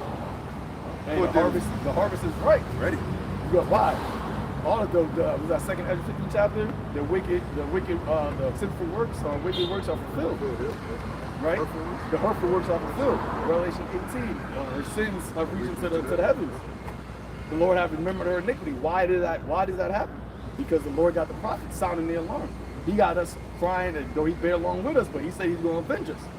You got the number that we have been waiting for is now accomplished. Because all the Lord was doing, he just needed to seal the elect. Revelation 7 chapter. Hold back the four winds until I have sealed my name of our God on the surface. 144, the chosen, it gives a list. It didn't say everybody in the world. 112,000 from each tribe, 12,000 from that tribe. You know? So now the harvest is ripe. Now it's time for what needs to be fulfilled to be fulfilled. Right, reaping. The reaping of the grapes. Everything's ready to be the harvest pulled out or whatever. And what the Yahweh trying to say, as you see the signs, the summer is not at hand, and start to bloom. You know very well that's when all these things should be fulfilled. Seasons, signs. Seasonal. If the harvest is only ripe during a particular time of the season, so it can't be changed. You can't say, oh, it's ripe now, but then it's going to be ripe 10 years from now. It's not going to be ripe no more. This is the actual season of the ripeness. That's why I say, put the sickle in. It's good now. Put it in there. Gather it up. Another drum. And the sickle is what farmers use to harvest. Because it's like you have the stick, and then you have the hook. You have the stick, the handle itself, and then you have the hook at the end of it, which is that sharp end. Yes, Scoop end got that. Come back. Oh, yeah. the sickle. That's what you have. Get over here. The grim reaper. And what they used to do is, like, let's say, like the tree grows, and you have the fruits that bloom or whatever. So it's time to harvest. What the farmer does is, sometimes the trees are tall. You're not going to be climbing up, going all the way to the top to get all the fruits. So you use a sickle and you chop off the branch. So the whole thing falls with a cluster of fruits. And then you pick them up and then you do your thing with it. But you just slice it, you get a nice little clean slice. And then the next season, real sharp. The next season you come about, that branch that you cut off has germinated and it grows new fruit on there. So they don't just shake it off and then take the fruits off. They cut the branch itself, with the sickle. group. You know, so that's when it says to thrust the sickle in. It's actually a thing that they used to do back then to actually, you know, bring down the reap. Exactly. Sometimes they would also use it to if you had like grains, they would actually cut them into sheaves, line them up and put it on the axe. Everything goes in the lab. Says, for their wickedness is great. Multitudes in the valley of decision. So we know it's going to be a great gathering over there, according to the scriptures. Multitudes, right? I don't think you've ever had that over there. Yeah. Nope. World War I and World War II wasn't fought in that region. You've had fights in the region, but like they weren't gathered there to fight. This is where it's actually they're gathering to this region. You can tell the severity of this world war. You can tell the severity of this thing. Well, at least most can. Because the theme of it is nuclear. Back then you have, you know, the submarines, the U-boats, the dog fighters, the dog fighters and all that. Now we're talking nuclear. That's spread throughout. Yeah. Now they got drones, you know, unmanned drones and all that. Stuff you can do without being there. Right, exactly. With a press of a button. I think it was last week they were saying that Putin was seen with his nuclear briefcase. In China? Yeah. I'm like, oh shit. All right, so I mean, we know, so we don't panic when we hear things like that. But anyone in the world, they'll see that, be like, oh, yo, what do about a Pompo? Not yet. You still gotta worry about the chip. That's the one. that's it. That's the one. And look how quick they actually got to that point. From World War II, where at the time bomb World War I, that was a little bit, I think World War I was just a little bit over 100 years ago. Right? Yeah. 1914. So it wasn't even that long ago, but look how fast the technology expanded within that short amount of time. And then now they're actually talking about using these things that they just built, a few years ago, a few decades ago. I read something. They were saying that since 2000, that's when you start to see the boom of technology. You start to see the iPhones pop in, the computers changing, and the digital world went from this big, gigantic hardware to everything becoming smaller and smaller. So you have the big, thinner, more intuitive, exactly. So smaller devices that can be used for so many different things, and that's all something that's leading step by step to one thing and one thing only: a grain of rice. Right. You know what I'm saying? So that's the technology, that's the computer interface that they want people to use, but this time it's within you. It will not only change society, it will change you. Right. You know? So that's hey, you gotta hey, thank the Lord, man, because we're not bad people, we're not evil. And I can say that because even when the lady and the family were passing by, the little girl, the elder was speaking in the passion, but he was able to catch himself and say, oh, you know, let me be considerate. There's a child passing. You see what I'm saying? We're not spewing evil. Don't listen to these whole ass niggas talking about it's hate speech and all that. Who speaks from the Bible that's hate speech? If it ain't them, they're the ones who do it, not us. You see, we're bringing out the truth. We're bringing out the facts according to biblical prophecy. And whatever happens, guess what? We're not afraid. We're not worried because it's all the will of the Heavenly Father anyway. You know, again, we're the messengers. But there's a bigger picture. We're just here to tell you what the picture is. That's the mind of house I had. Like, even if people want to kill him, he had a dip, he gotta get stoned, but like, yo, I ain't gonna stop speaking because I know what I'm saying is true. Like, verily, I say unto you, like, I'm speaking the truth. And that's the most powerful thing to actually do, to stand on your ground for when it's true. No matter in what actual type of adversity you get. That's what I'm saying. Strive for the truth until death. I'd rather die speaking the truth than to be told like, yo, tell a lie you can live. Right. And you got people that will easily do that. Easily like, oh, I lie right now. It's fine. It's cool. And the Lord hates liars. I look at the lying tongue on the sick abominable thing. Hey, it's crazy because and even in America's government, they can't really persecute you for speaking the truth. It's part of the their freedom of press, right? When they were coming up with the whole concept of the press, they had to make certain rules and regulations for the press. At first, they were like, nah, we can't add the press to it because guess what? The press be questioning the government. And they said, well, the press can do that because the government was put in place by the people. So if the people can't question what's going on, then there's a problem there. You can't criticize the government, there's a problem there. So they said, okay, fine, you know, you could criticize, but we can't really persecute. If you come up with some false shit about the government, they can come after you. But if you're speaking truth and you're criticizing them based on truth, there's nothing they can do about it. That's where we stand. You see? So we're under the concept of freedom of speech, freedom of religion, and all these different things. But guess what? Why are we being persecuted? Why is it that what we're saying is considered hate speech? Because it's the truth. There's a difference. And they can't do anything about it besides what? Demonize the truth. And then now they're justified when they're coming with the force against the truth. You know, but you got it. Joel 3:14. Multitudes in the valley of decision. For the day of Yahweh is near in the valley of decision. The sun and the moon shall be darkened, and the stars shall withdraw their shining. Again, going into how we mentioned, you know, when that day comes, when the missiles hit, there's going to be so much smoke, it's actually going to cover the sky. You know, and the fact also, I know that the sun and the moon represents knowledge and wisdom on the left hand that they have that's being taken away from them, which is leading them into this ditch, you know. The scripture says that the heathen are sunk down in the pit which they made. So they're preparing this, they're thinking that they're going to benefit, but it's really their own tomb of their own downfall. Digging their own grave, you know. It's funny, even also with the wisdom and knowledge, when that day happens, Yahweh